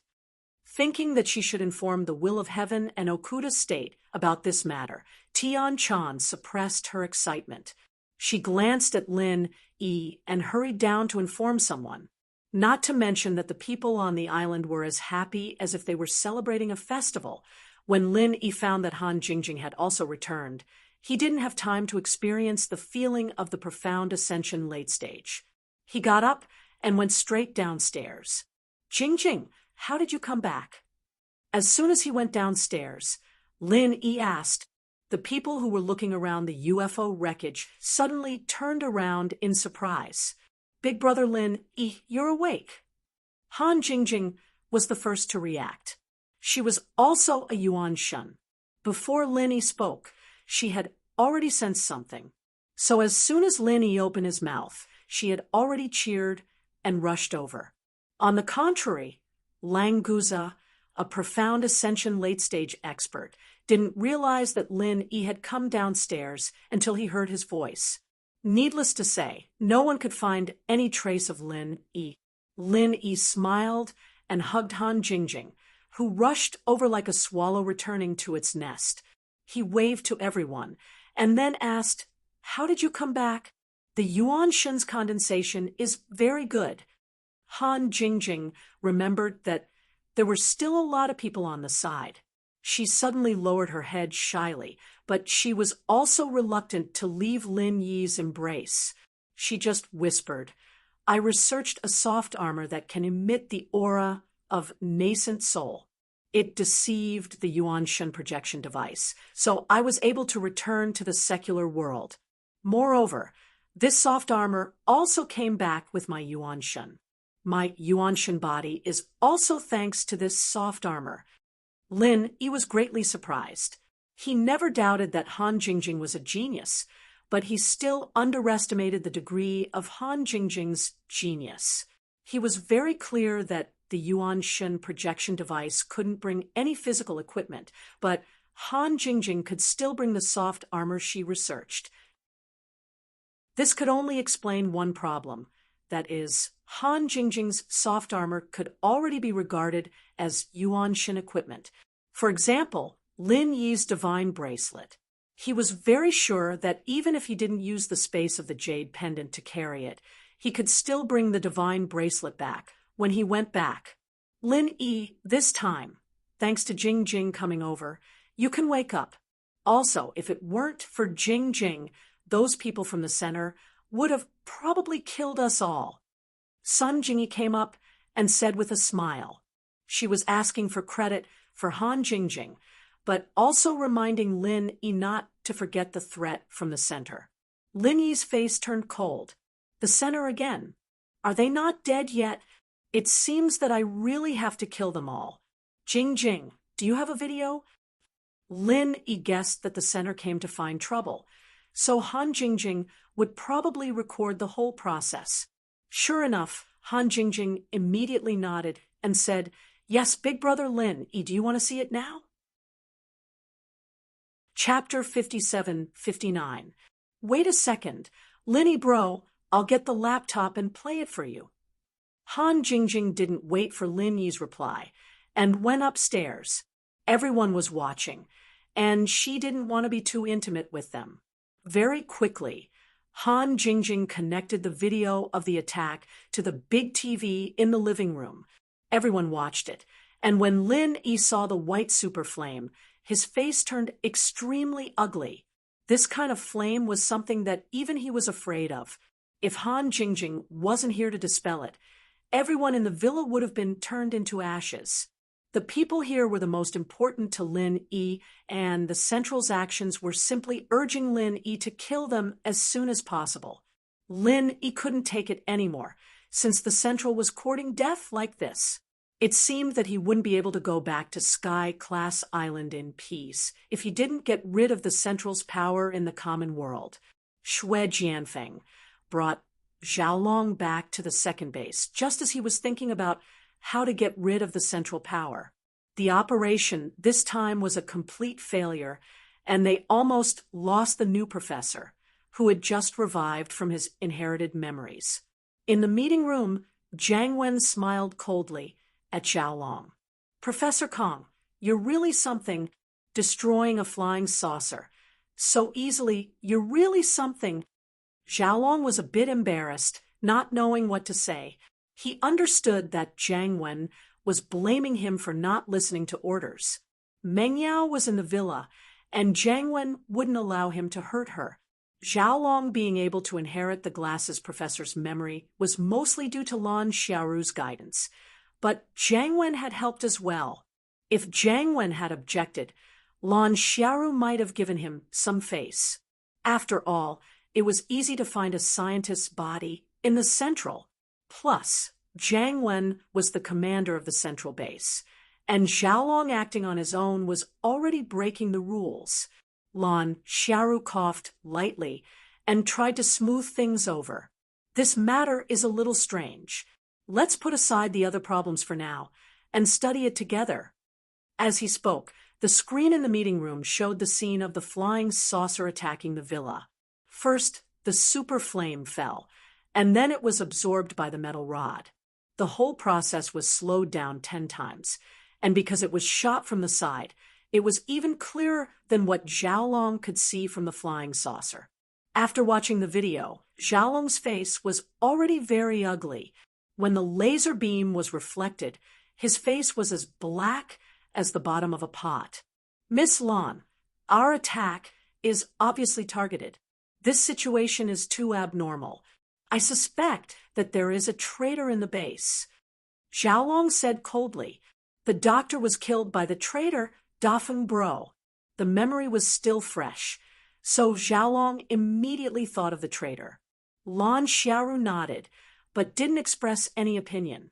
Instead, she turned to Jiang Wen and asked, Commander, and what do you think?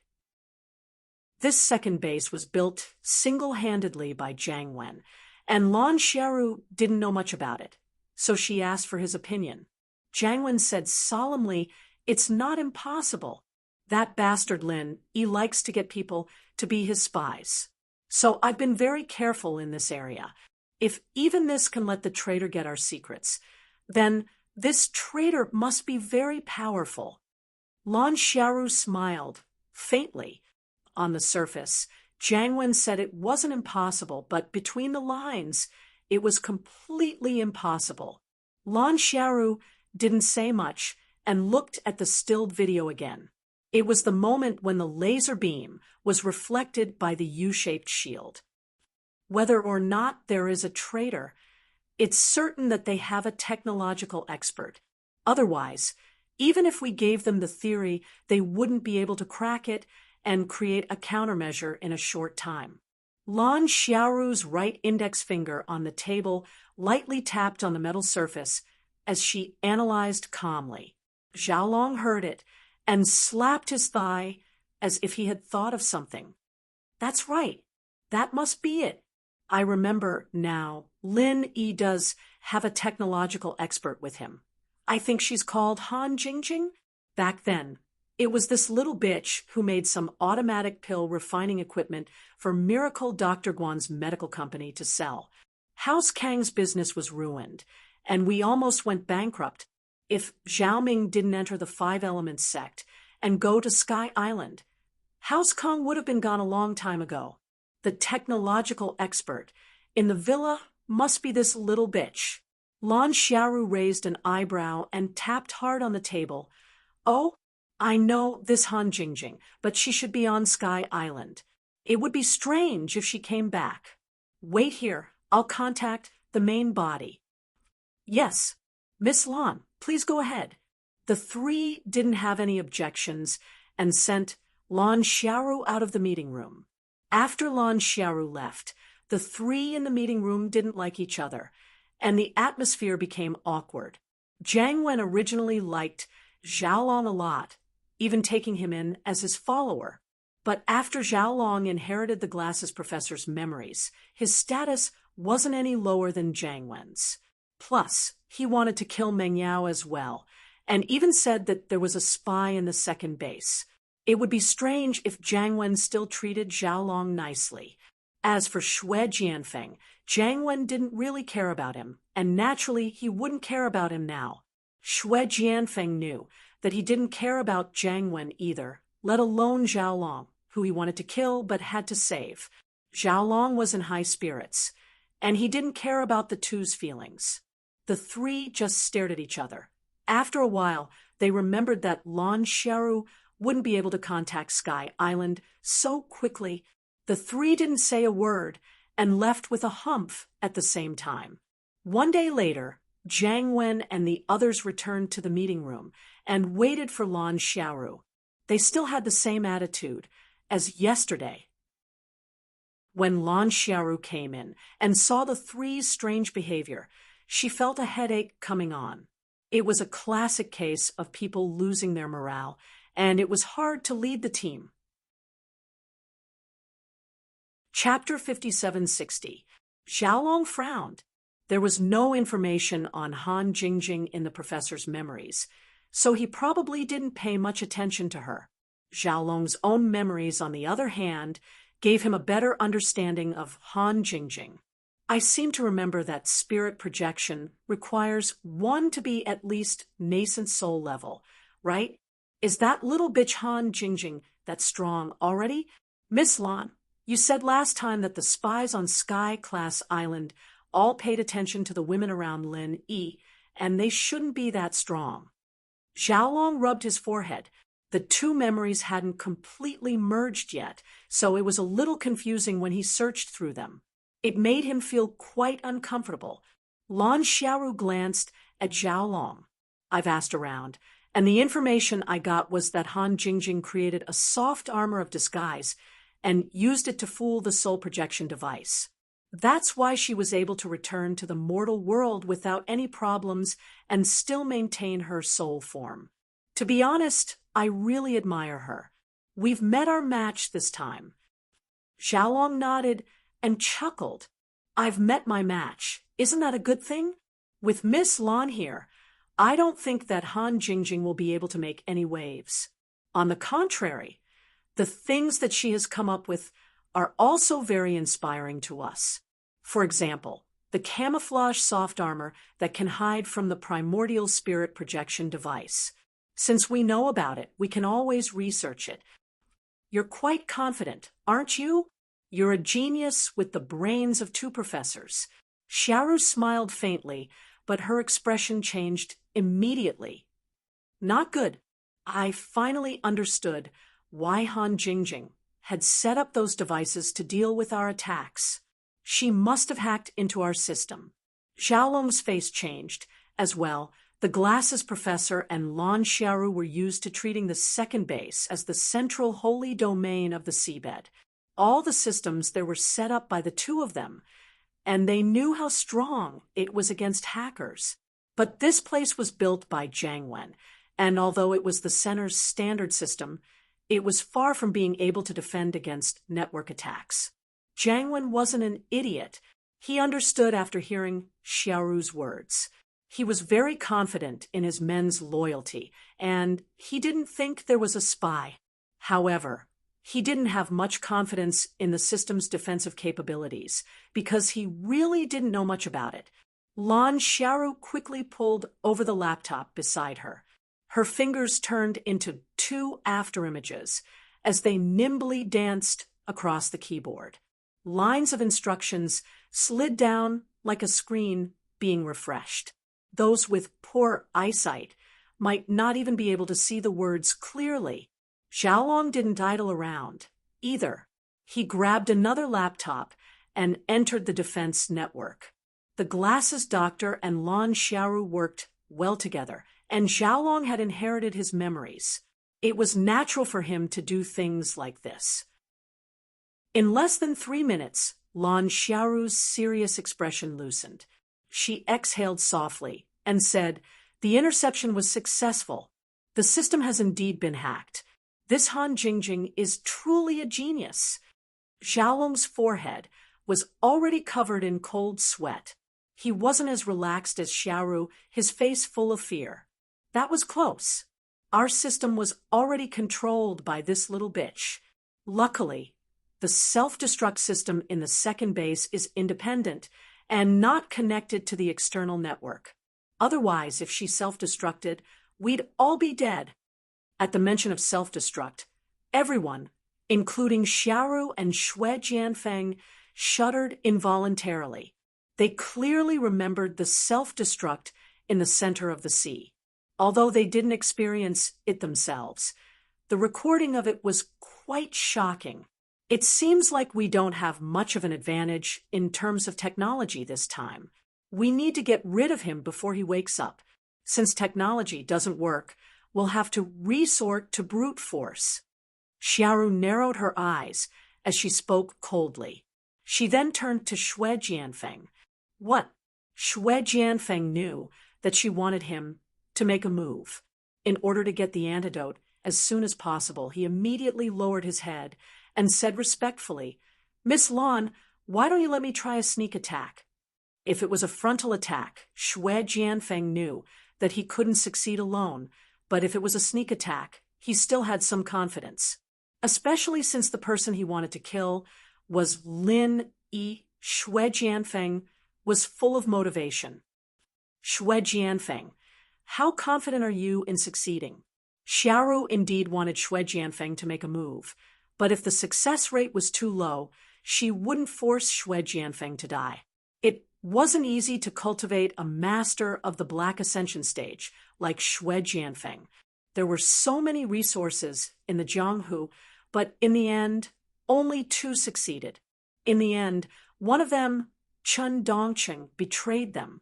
The remaining Xue Jianfeng couldn't be easily killed. Otherwise, there wouldn't be enough resources to cultivate the next one.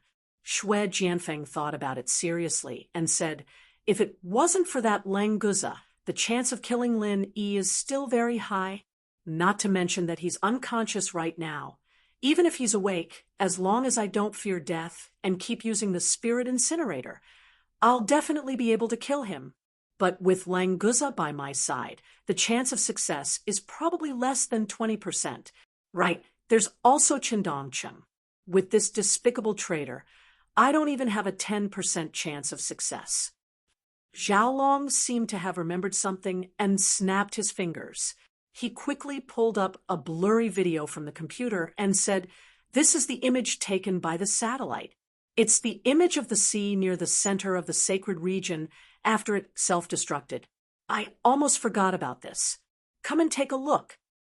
Xiaoru and Xue Jianfeng temporarily put down their discussion and turned to the big screen. In the azure blue sea, there was a blurry image of a dragon carrying 4 people on its back, moving quickly. It was the image of Lang Guza going to help Lin Yi and the others. However, Lang Guza was too fast and left the range of the satellite in an instant, leaving only this blurry image. "See, dragon!" Xue Jianfeng exclaimed.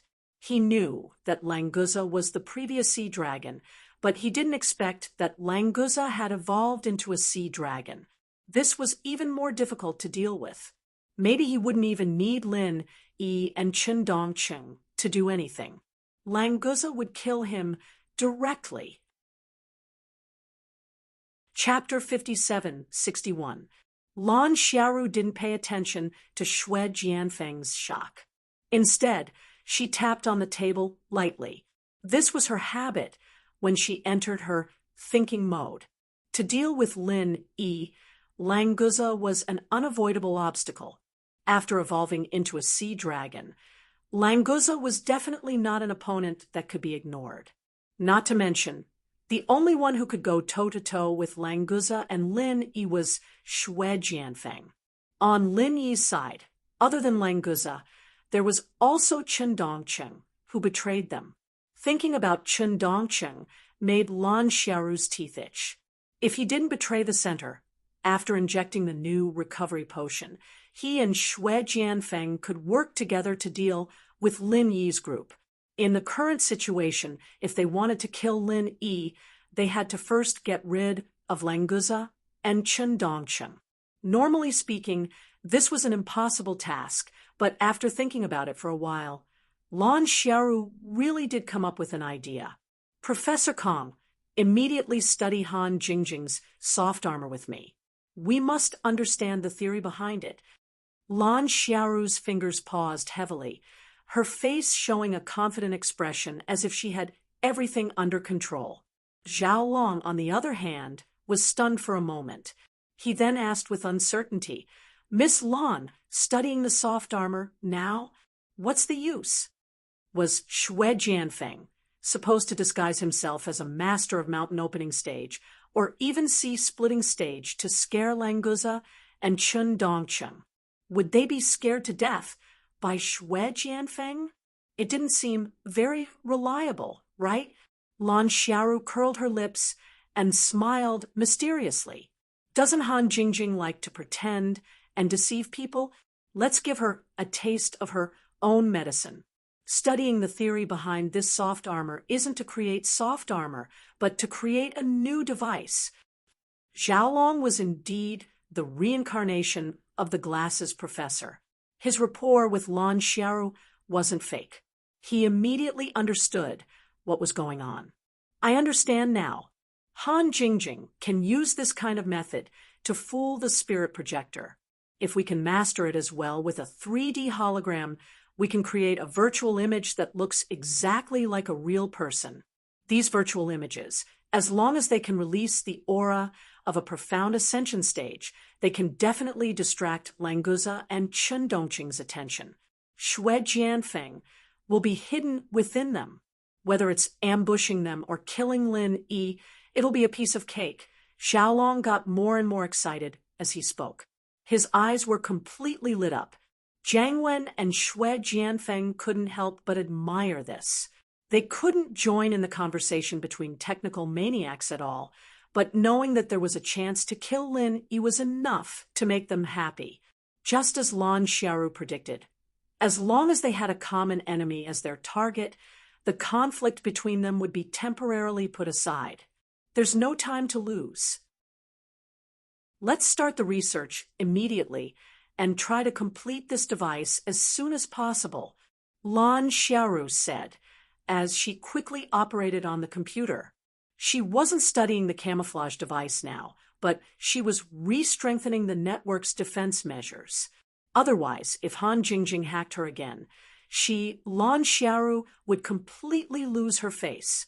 Not only was it a matter of face, but the research this time must not be known by Han Jingjing, lest Han Jingjing came up with another countermeasure. Xiaolong didn't talk about this topic with Lan Xiaoru, but he started setting up the firewall as well. The glasses doctor was unparalleled when it came to working with Lan Xiaoru, and it was no wonder that Lan Xiaoru wanted him to inherit her memories as soon as she was reborn. With the two of them working together, it was almost impossible for Han Jingjing to hack into the central system without being discovered. The center was busy setting up the network's defense system. No one thought that Han Jingjing could hack into the central computer. This meant that the second base was completely exposed to Lin Yi. If Lin Yi were to counterattack, what would happen? Of course, in their hearts, Lin Yi was still unconscious. Even if he found out about this place, he wouldn't have the strength to attack. Plus, Jiang Wen had put a lot of effort into the second base's defense. The weapons were set up to defend against an entire army. In Songshan's villa, Han Jingjing's laptop suddenly made a crisp ding sound. She glanced at it casually and curled her lips. Finally found my intrusion. Not bad. The interception speed is also quite fast. After a day of training, Lin Yi had stabilized his strength after breaking through. He was planning to go to the center to settle the score when he heard Han Jingjing's words. Jingjing, you can confirm the location of the central base, right? Han Jingjing had used reverse tracking to hack into the central system and broke through the enemy's attack. She had told Lin Yi about this, so he wasn't surprised that the intrusion was stopped. After all, the enemy wasn't weak. It was normal for them to be stopped after discovering it. The main problem was where the central base was. As long as they could confirm it, they would be able to go straight to their base and take them all out. Lin Yi's soul wasn't completely stable after he woke up yesterday, and he needed some time to adjust to his breakthrough. That was why he didn't go straight to them. I know the location, but Big Brother Lin Yi, I think it's meaningless for you to go now.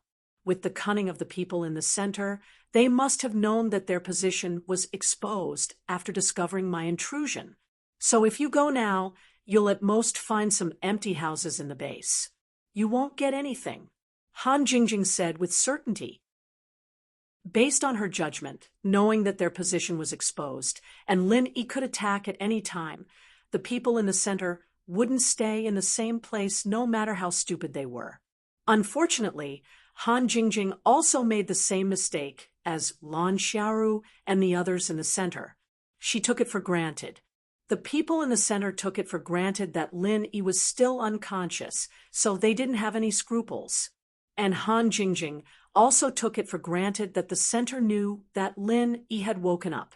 A awakened and angry Lin Yi It went without saying how much damage he could cause. Both sides were coincidentally like this. One didn't escape in time, and the other didn't chase in time. They were too smart for their own good. Chapter 5762. Languza came over and said, "Boss, since you're awake, why don't I go over and take a look before coming back? If they didn't escape, we can just kill them. What do you think?" When Lin Yi was unconscious, Languza had been guarding the mansion, not daring to leave. Now that Lin Yi had woken up, and Languza heard that there was a possibility of a fight, of course he had to come over and decide on a spot. Han Jingjing waved her hand and smiled. "Languza, stop messing around. They must have escaped. But don't worry, since they want to deal with Lin Yigij, they will definitely jump out. As long as we guard here, you don't have to worry about no one to beat up. If they come over when you leave, then you'll miss it." Languza thought about it and agreed. If he missed it because he left, wouldn't it be a pity? It was better to be safe. If he stayed by his boss's side, he wouldn't have to worry about no one beating him up. Sister-in-law Jingjing is right. "Boss, let's wait here for them to come over. See how I'll take care of them." Languza patted his chest, looking like he was taking care of everything. Lin Yi smiled faintly. "Then let's do it this way. We'll just wait for them to come looking for a beating." Han Jingjing quickly operated on the computer, and from time to time, she would communicate with the person in charge of the Songshan City's technology department through her earpiece. She had completely researched the center's UFO, but it was obviously impossible for her to manufacture it by herself. With the manpower and resources of the Supernatural Investigation Bureau and the financial resources of Miracle Dr. Guan Medical Group, they could complete the manufacturing of the UFO in the shortest time possible. The Supernatural Investigation Bureau had the opportunity to come into contact with such a high-tech UFO manufacturing technology, so they were secretly happy. Of course, they would put in the most effort to cooperate with Han Jingjing. "Lin Yi, Gidge, you're right. We'll wait for them to come looking for a beating, and by then, our UFO will be almost complete, so they won't be able to escape, even if they want to." Han Jingjing had a hint of pride on her face as she took the time to smile at Lin Yi. The UFO that was being manufactured was based on the original technology of the center, and it had been improved to perfection. In terms of performance, it completely surpassed the center's UFO. Moreover, Han Jingjing had also improved the space compression technology of the center. After the new UFO was completed, it could freely change its size. The largest it could be was about the size of this villa, and the smallest was about the size of Han Jingjing's palm. Rather than calling it a high-tech product, it would be more appropriate to call it a legendary artifact. Only a heaven-defying person like Han Jingjing could perfectly fuse the technology of the center and the forging technology of Heaven Stage Island to such a degree in such a short time. Lin Yi smiled faintly and said, "It's good to have you by my side. This time, if those fellows from the Central Command dare to come, I will definitely not let them off." On a screen next to Han Jingjing was the scene of the construction of the UFO. Lin Yi leaned over to take a look. The general framework was almost built, and the new shell alloy was about to be covered. These alloys were improved by Han Jingjing after she decomposed the wreckage of the UFO. The technology used was at least 100 years ahead of the current mainstream technology. It was more advanced than liquid metal, so it could cooperate with space technology to change the size of the UFO. "By the way, Jingjing, I happen to have something to ask you. I didn't think of it yesterday." Lin Yi slapped his forehead. When he was in the immemorial small world, he wanted to tell Han Jingjing about the divine sense, alchemy, fire, and the sea beast night in alchemy. Unfortunately, he couldn't go back to Heaven Stage Island at that time. Now that he met Han Jingjing, he actually forgot about it. Seeing that Han Jingjing could still talk leisurely, Lin Yi also mentioned it casually. It should not disturb her.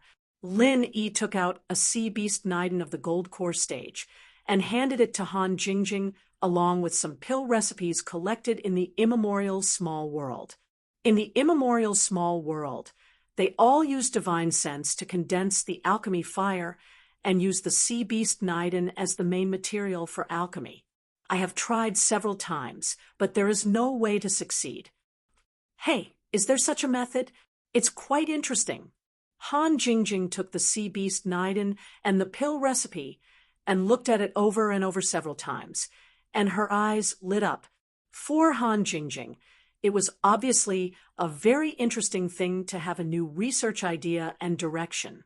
Lin Yi could throw these problems to her, which was exactly what she wanted. Big brother Lin Yi, it seems that your automatic alchemy furnace needs to be upgraded to a new version, but this is not urgent. Han Jingjing put the sea beast Niden and the pill recipe into her soft armor, then turned back to fiddle with the laptop and continued to set a series of parameters of the flying saucer.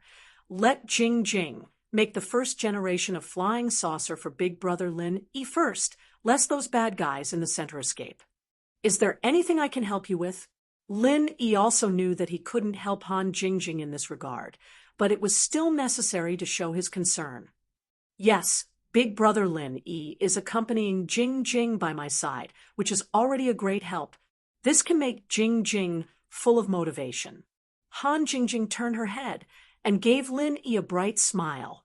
Lin Yi was suddenly happy and touched his nose. It turned out that he also had a halo of motivation, which he had just discovered. This time, Languza tactfully turned his head and pretended not to hear. Boss and sister-in-law are showing off their love as mentioned on the internet. Humans are really complicated. It seems that this dragon still has a lot to learn. Lin Yi and the center coincidentally formed a tacit understanding. Both sides spent 2 peaceful days in research and manufacturing without any probing or attacks. In these 2 days, Lin Yi didn't waste any time.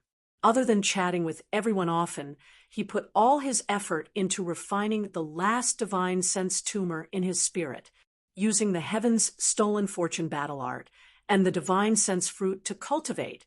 Although the last divine sense tumor was very stubborn, it was completely refined.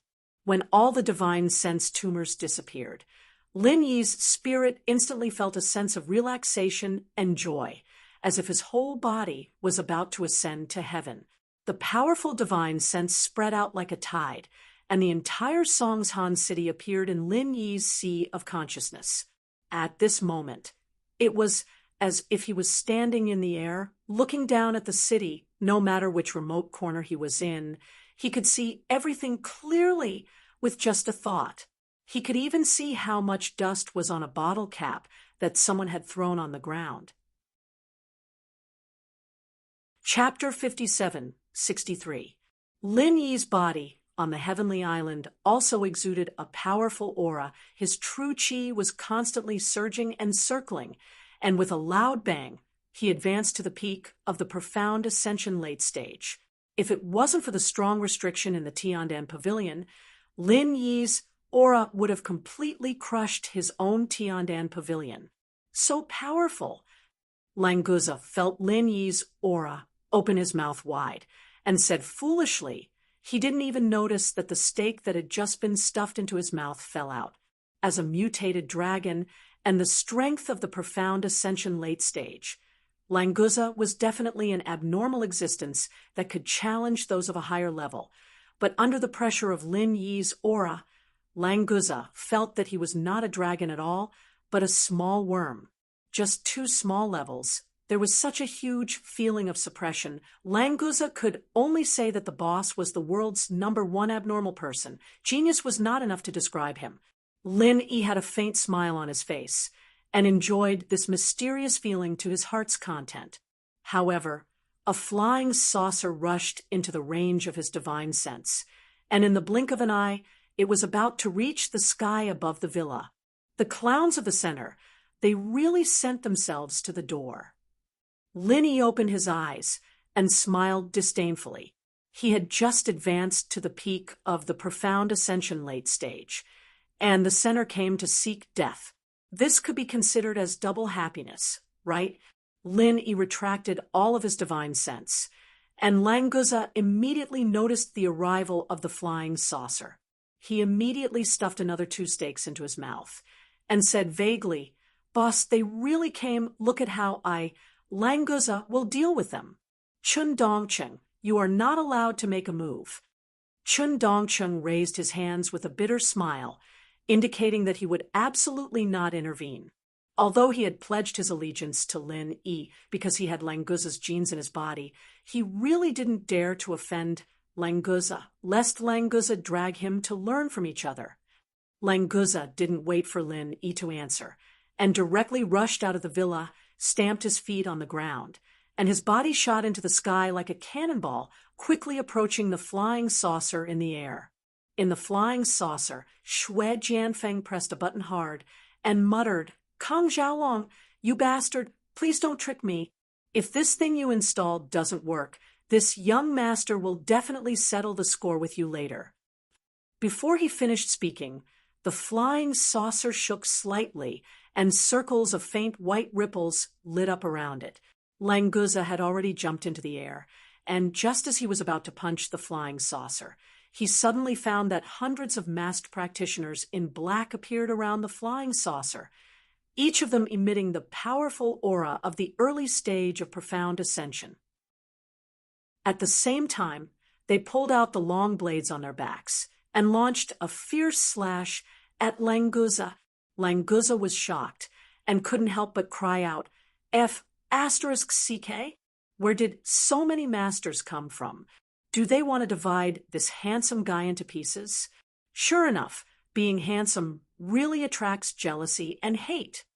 If it was 1 or 2 early-stage profound ascension practitioners, Languza could easily crush them, but it was a completely different concept when there were hundreds of them. Quantitative change can cause qualitative change, and even someone as strong as him couldn't help but feel afraid when facing so many sharp blades at the same time. Languza shouted randomly, but he was secretly shocked. The fist that was originally going to attack the flying saucer suddenly changed direction and landed on the body of the masked man in black closest to him. This punch, Languza didn't use all of his strength, and he began to use his strength before the punch came into contact. The violent force of the punch produced a reverse force in the air, causing his body that was rising to directly stop, and then he began to fall rapidly. Jumping up to deal with a flying saucer wasn't a problem, but to deal with so many early-stage profound ascension practitioners, Languza, who couldn't turn in the air, didn't think that he would come out unscathed, so he immediately returned to the ground. Only by doing this would he have enough space to move. "Boss, a large wave of zombies is attacking. Hurry up and level up the pea shooter." Before Languza landed, he remembered a little game that he had just fallen in love with in the air, and suddenly cried out strangely. Lin Yi immediately laughed. Languza could still talk nonsense so leisurely, which meant that he wasn't under too much pressure, so there was no need to worry too much. In reality, Languza really felt that it was a little strange. Although the 180 masked men in black following closely behind him were full of vigor and murderous intent, he did not feel any sense of danger. Could it be that his sea dragon's strong physical body was enough to block their attacks? Chun Dongqing's face was very ugly, and he quickly got into position to face the enemy. Although he had promised Languza that he wouldn't make a move, now that he sensed so many powerful presences that were not weaker than him coming, if he didn't make a move, Linny would probably suspect that he was a double agent. In the flying saucer, Xue Jianfeng's face was full of joy, and he laughed loudly. As expected of the device that Miss Lan personally designed and made, it was so easy to fool that simple-minded sea beast Languza, and even the traitor Qin Dongqing fell for it. When he said this, Xue Jianfeng's communication device was turned on, and Lan Xiaoru, who was in the base, heard everything clearly. Her face naturally showed a trace of a satisfied expression, but it wasn't clear if she was satisfied with the effect of the device or the fact that Xue Jianfeng accidentally said the truth.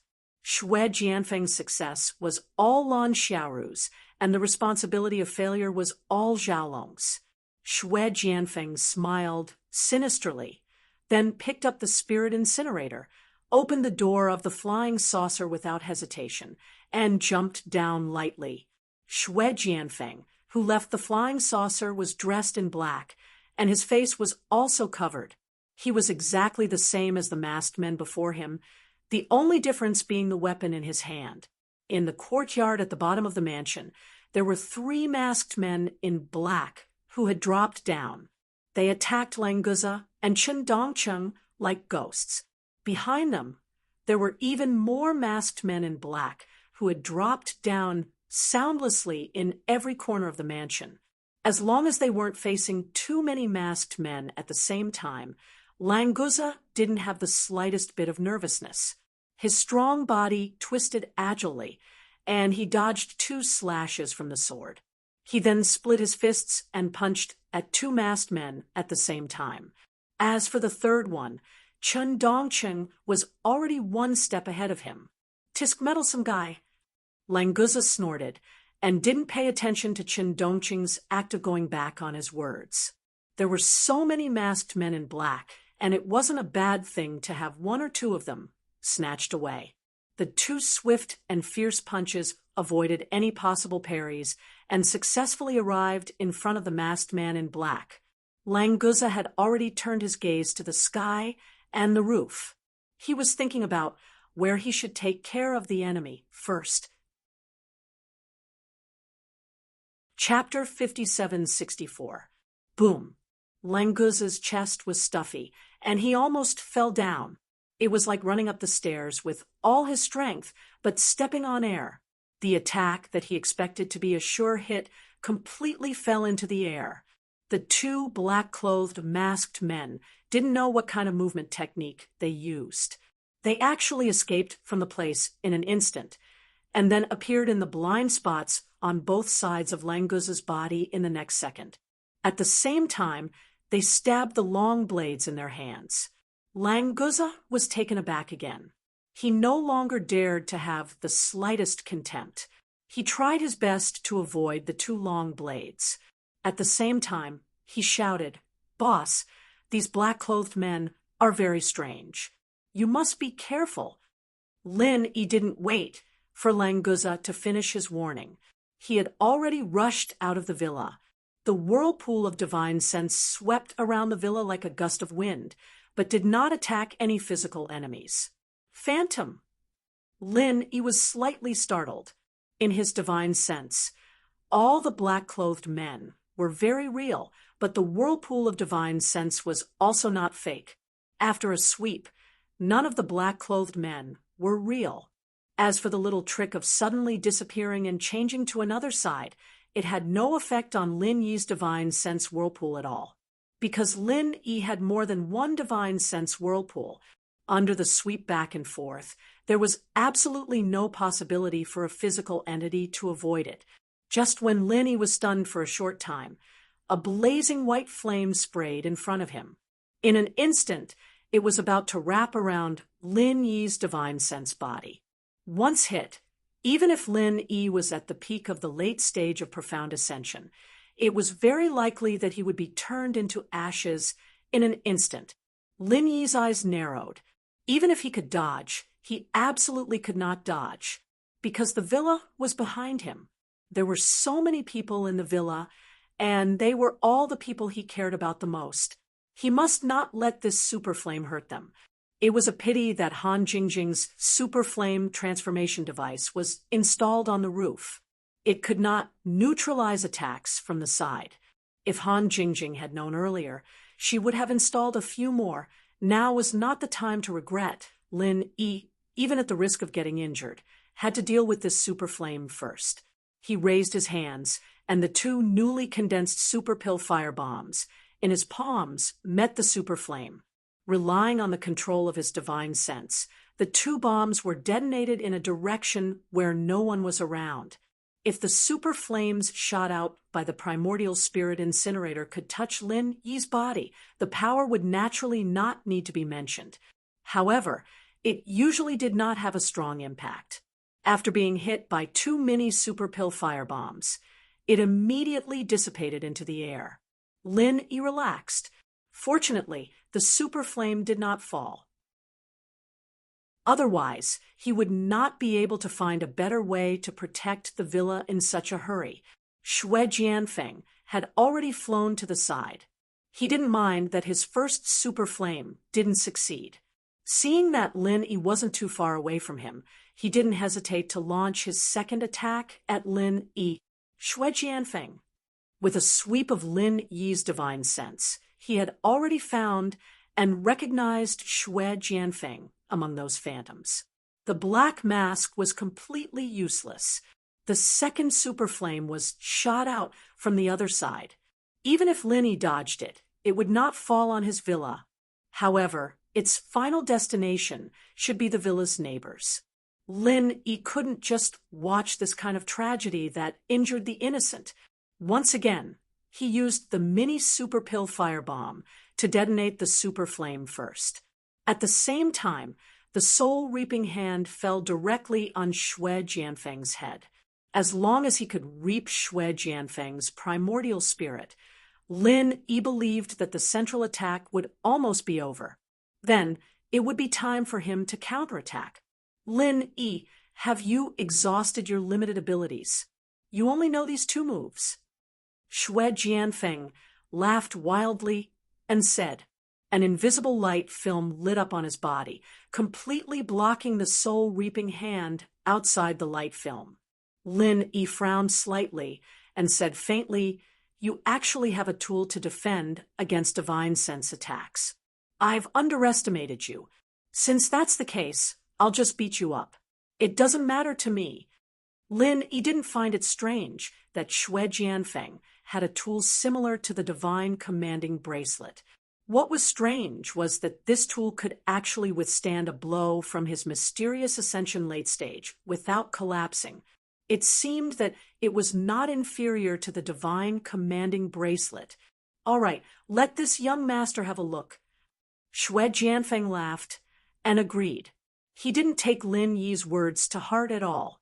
The primordial spirit incinerator in his hand continued to fire blazing, white, terrifying flames without stopping. Lin Yi didn't speak anymore. While dealing with the super flames, he approached Xue Jianfeng with lightning speed. He casually struck Xue Jianfeng's body with a Frenzy 8 trigram palm. Xue Jianfeng avoided the fatal spot, but was sent flying by the palm.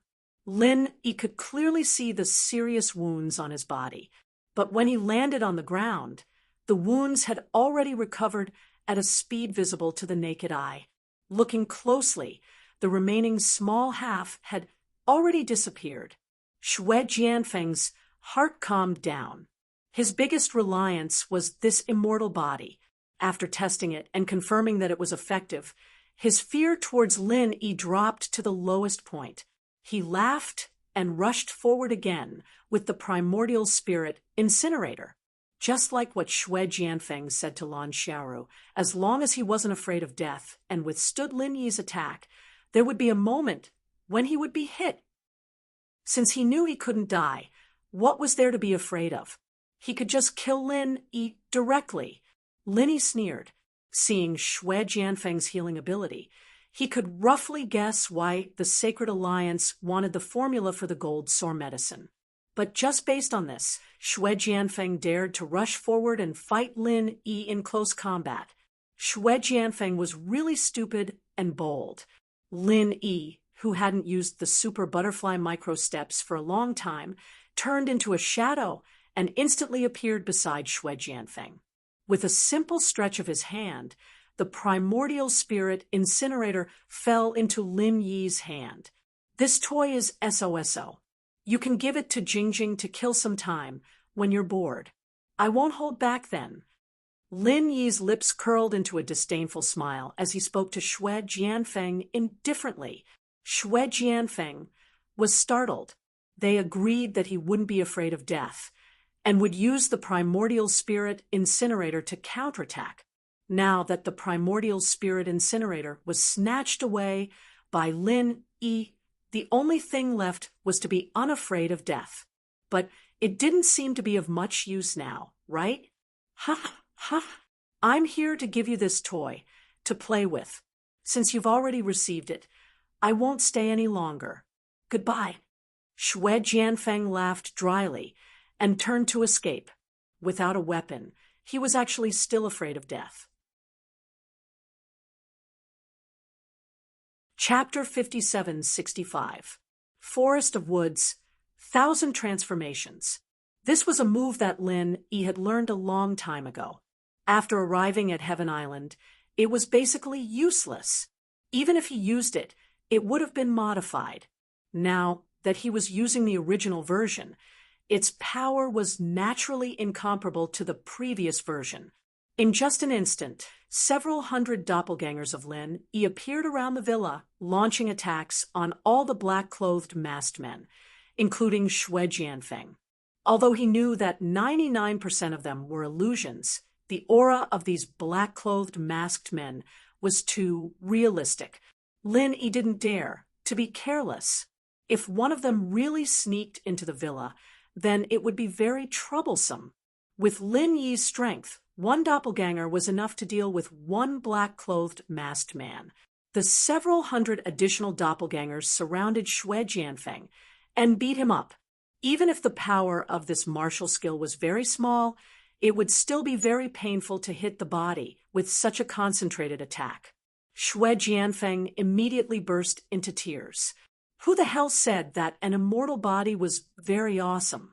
Was it fun to be beaten into a pig's head and then recover to become a pig's head again? Sure enough, there was only a fine line between being awesome and being an idiot.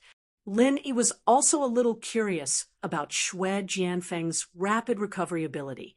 Therefore, he used the Forest of Woods, 1,000 Transformations, which wasn't very powerful, to test it out.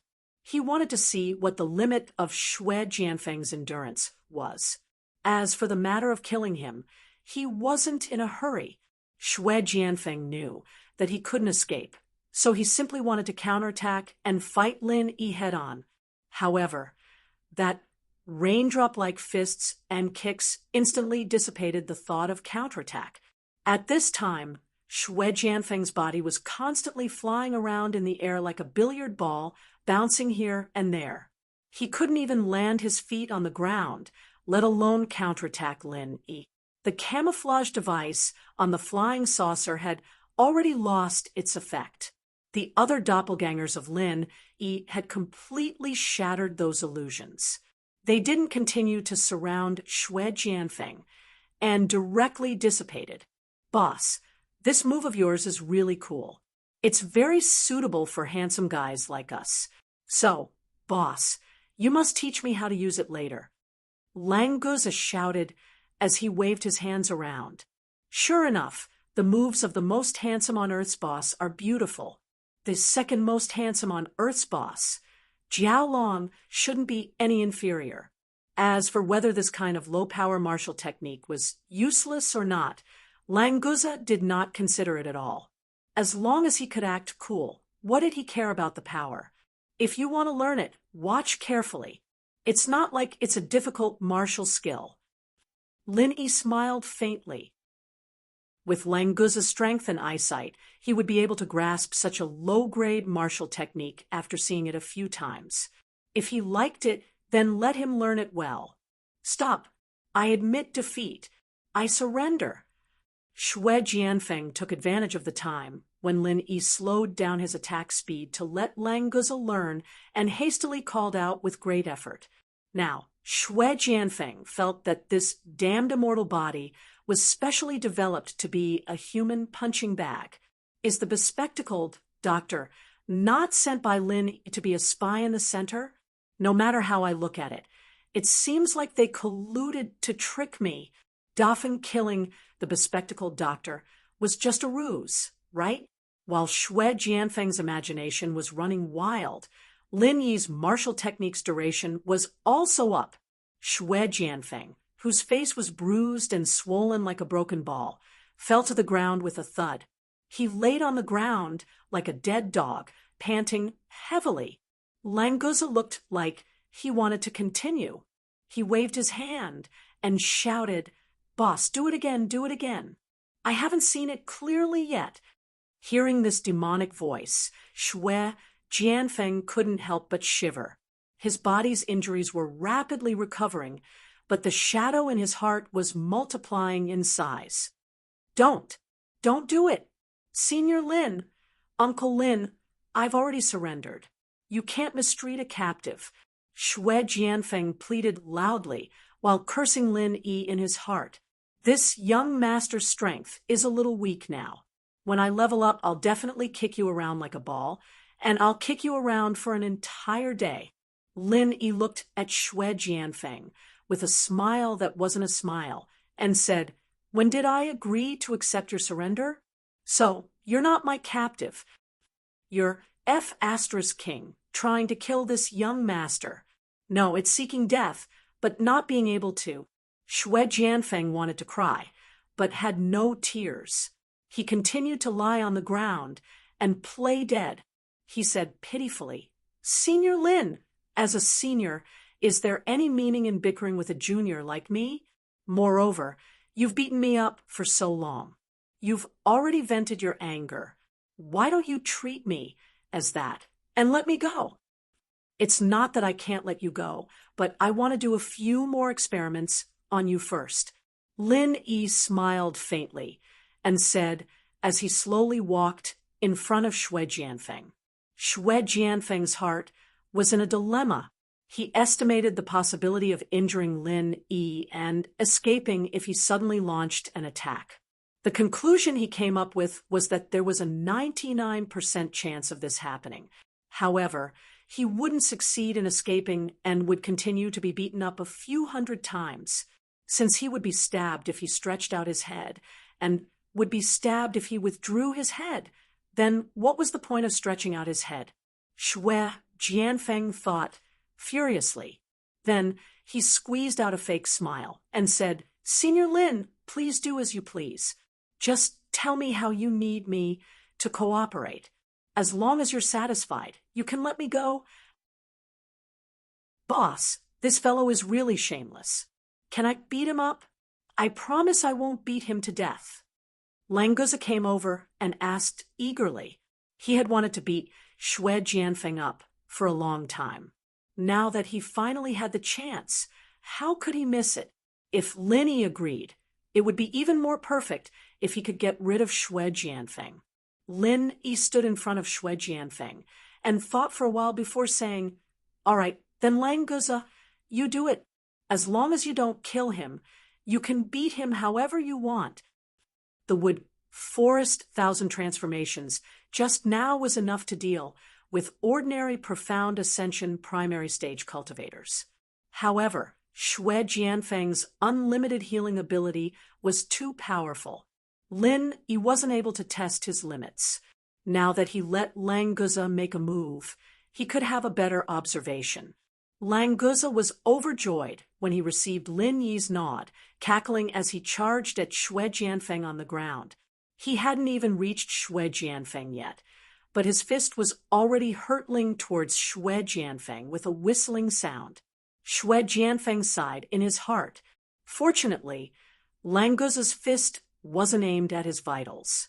It seemed that Lin Yi was telling the truth when he said he wouldn't kill him. Since that was the case, he could only grit his teeth and endure. Surviving was the best news.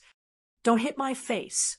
Shue Jianfeng raised his hands to protect his head and heart. He cried out in resignation. Then he began to curse Lin Yi and Languza in his heart. Chapter 57:66. Indeed, it was better to be safe than sorry. Without this move, Shue Jianfeng was sure that his days as a human punching bag had just begun. Now, he only needed to hold on for about a minute, and he would be able to escape. Shue Jianfeng cooperated and screamed loudly. Of course, it was really painful. Every time Lenguza's fist fell, it would take away a piece of flesh from Xue Jianfeng's body. The scene of blood splattering was not suitable for children in movies. However, Xue Jianfeng felt more and more relaxed. Anyway, these injuries would heal very quickly. As long as his head and heart were not blown up, his limbs could be reattached. It was not a big deal. Originally, Languza was worried that he would kill Xue Jianfeng in one go, so he carefully restrained his strength. However, he slowly realized that this guy was really a very qualified punching bag. Ever since he came to the secular world, he had never felt so comfortable beating someone. Therefore, the power on Languza's fist slowly began to be released. As long as he avoided Xue Jianfeng's fatal points, there would be no problem if he did not kill him in one go. Languza, enough! Lin Yi raised his hand and grabbed Xue Jianfeng in front of him. He had basically understood what was going on. Next, he should try to break this fast healing ability. Otherwise, if he encountered a large group of people like this in the future, it would be too passive. Languza said, unsatisfied, "Boss, it's rare to see such a punching bag. Why don't you let me hit you for a while longer?" Lin Yi smiled and said, "Don't worry, you will have a chance." Lin Yi would not let go of the central base, so this time, Languza really did not have to worry about not having a chance to make a move. Xue Jianfeng calculated in his heart that he still had about 30 seconds left. Languza had only used 30 seconds to cause him to be riddled with holes. Luckily, his recovery was relatively quick. However, this kind of recovery was not without a price. He could already clearly feel that the vital energy in his body was almost completely depleted. "Senior Lin, are you satisfied now? Are you going to let me go?" Xue Jianfeng continued to use his fake smiling face to numb Lin Yi. The closer it was to the time, the more he didn't dare to be careless, fearing that something unexpected would happen. Lin Yi grabbed onto Xue Jianfeng's arm and felt the emptiness of Xue Jianfeng's shenqi. He nodded and said, "So that's how it is. Your treatment still requires zhenqi as an energy supply. Otherwise, you won't be able to sustain such consumption. Indeed, energy is conserved. What is lost. There is no possibility of it being created out of thin air. In that case, this so-called immortality wasn't actually that scary. As long as Xue Jianfeng's vital energy was quickly consumed, he wouldn't be able to continue healing himself in the end." Understanding this point, Lin Yi immediately felt a lot more at ease. Even if the center could mass-produce such combat personnel, as long as the people on his side had enough strength to protect themselves, then it would not be a problem for them to exhaust the opponent's essential qi. However, doing this was still a little too passive. Lin Yi casually sent a stream of 5 elements killing qi into Xue Jianfeng's body. He wanted to see how destructive the 5 elements killing qi was. Unexpectedly, Xue Jianfeng's remaining vital energy was completely suppressed by the 5 elements killing qi. Those injuries that hadn't completely healed stopped healing themselves. As for Xue Jianfeng, whose body was being ravaged by the 5 elements killing qi, he directly laid on the ground and twitched nonstop. His aura was also rapidly weakening. "Boss, this guy can't be having an epileptic fit, right? Why is he foaming at the mouth like a crab?" Languza used the tip of his foot to poke Xue Jianfeng's body. He didn't see that Lin Yi's 5 elements killing qi had entered Xue Jianfeng's body. He was still muttering in his heart, "Did I go too far just now? Please don't die just like this." If Boss restricted him from fighting in the future because of this, it would be bad. Lin Yi smiled faintly. He also didn't expect the 5 elements killing qi to have such a strong restriction on Xue Jianfeng's self-healing ability. In the future, even if the center could produce a guy with the same strength as him, there was nothing to worry about. High up in the sky, the UFO's timer finally hit 0. A ray of light instantly fell and enveloped Xue Jianfeng. It quickly pulled him up. That speed even caught Lin Yi unprepared. Seeing that Xue Jianfeng was pulled back to the UFO by that ray of light, Languza immediately said anxiously, "This kid wants to run. Boss, I'll go get that UFO." Lin Yi quickly stretched out his hand and stopped Languza. "Wait, let him run." "Let him run again." "Boss, are you pitying him because you beat him too badly just now?" Languza asked with some doubt. Previously in Europe, Lin Yi had let Xue Jianfeng off. Why would he let Xue Jianfeng off this time? Boss's heart was too kind. Seeing Languza's unwilling expression, Lin Yi was instantly delighted. He smiled and patted his shoulder, saying, "Don't worry, we only need him to lead the way now. Let's go take a look at the second base in the center." Before he finished speaking, the UFO created by Han Jingjing and the Supernatural Investigation Bureau had already become bigger. After activating the invisibility device, it floated above the villa, other than the opening of the hatch below, which revealed the interior space. The rest of the space was empty. Nothing could be seen. Lin Yi turned around and instructed Chen Dongcheng. "Dongcheng, I'll leave this place to you. As long as Xue Jianfeng doesn't come, no one should be able to threaten you.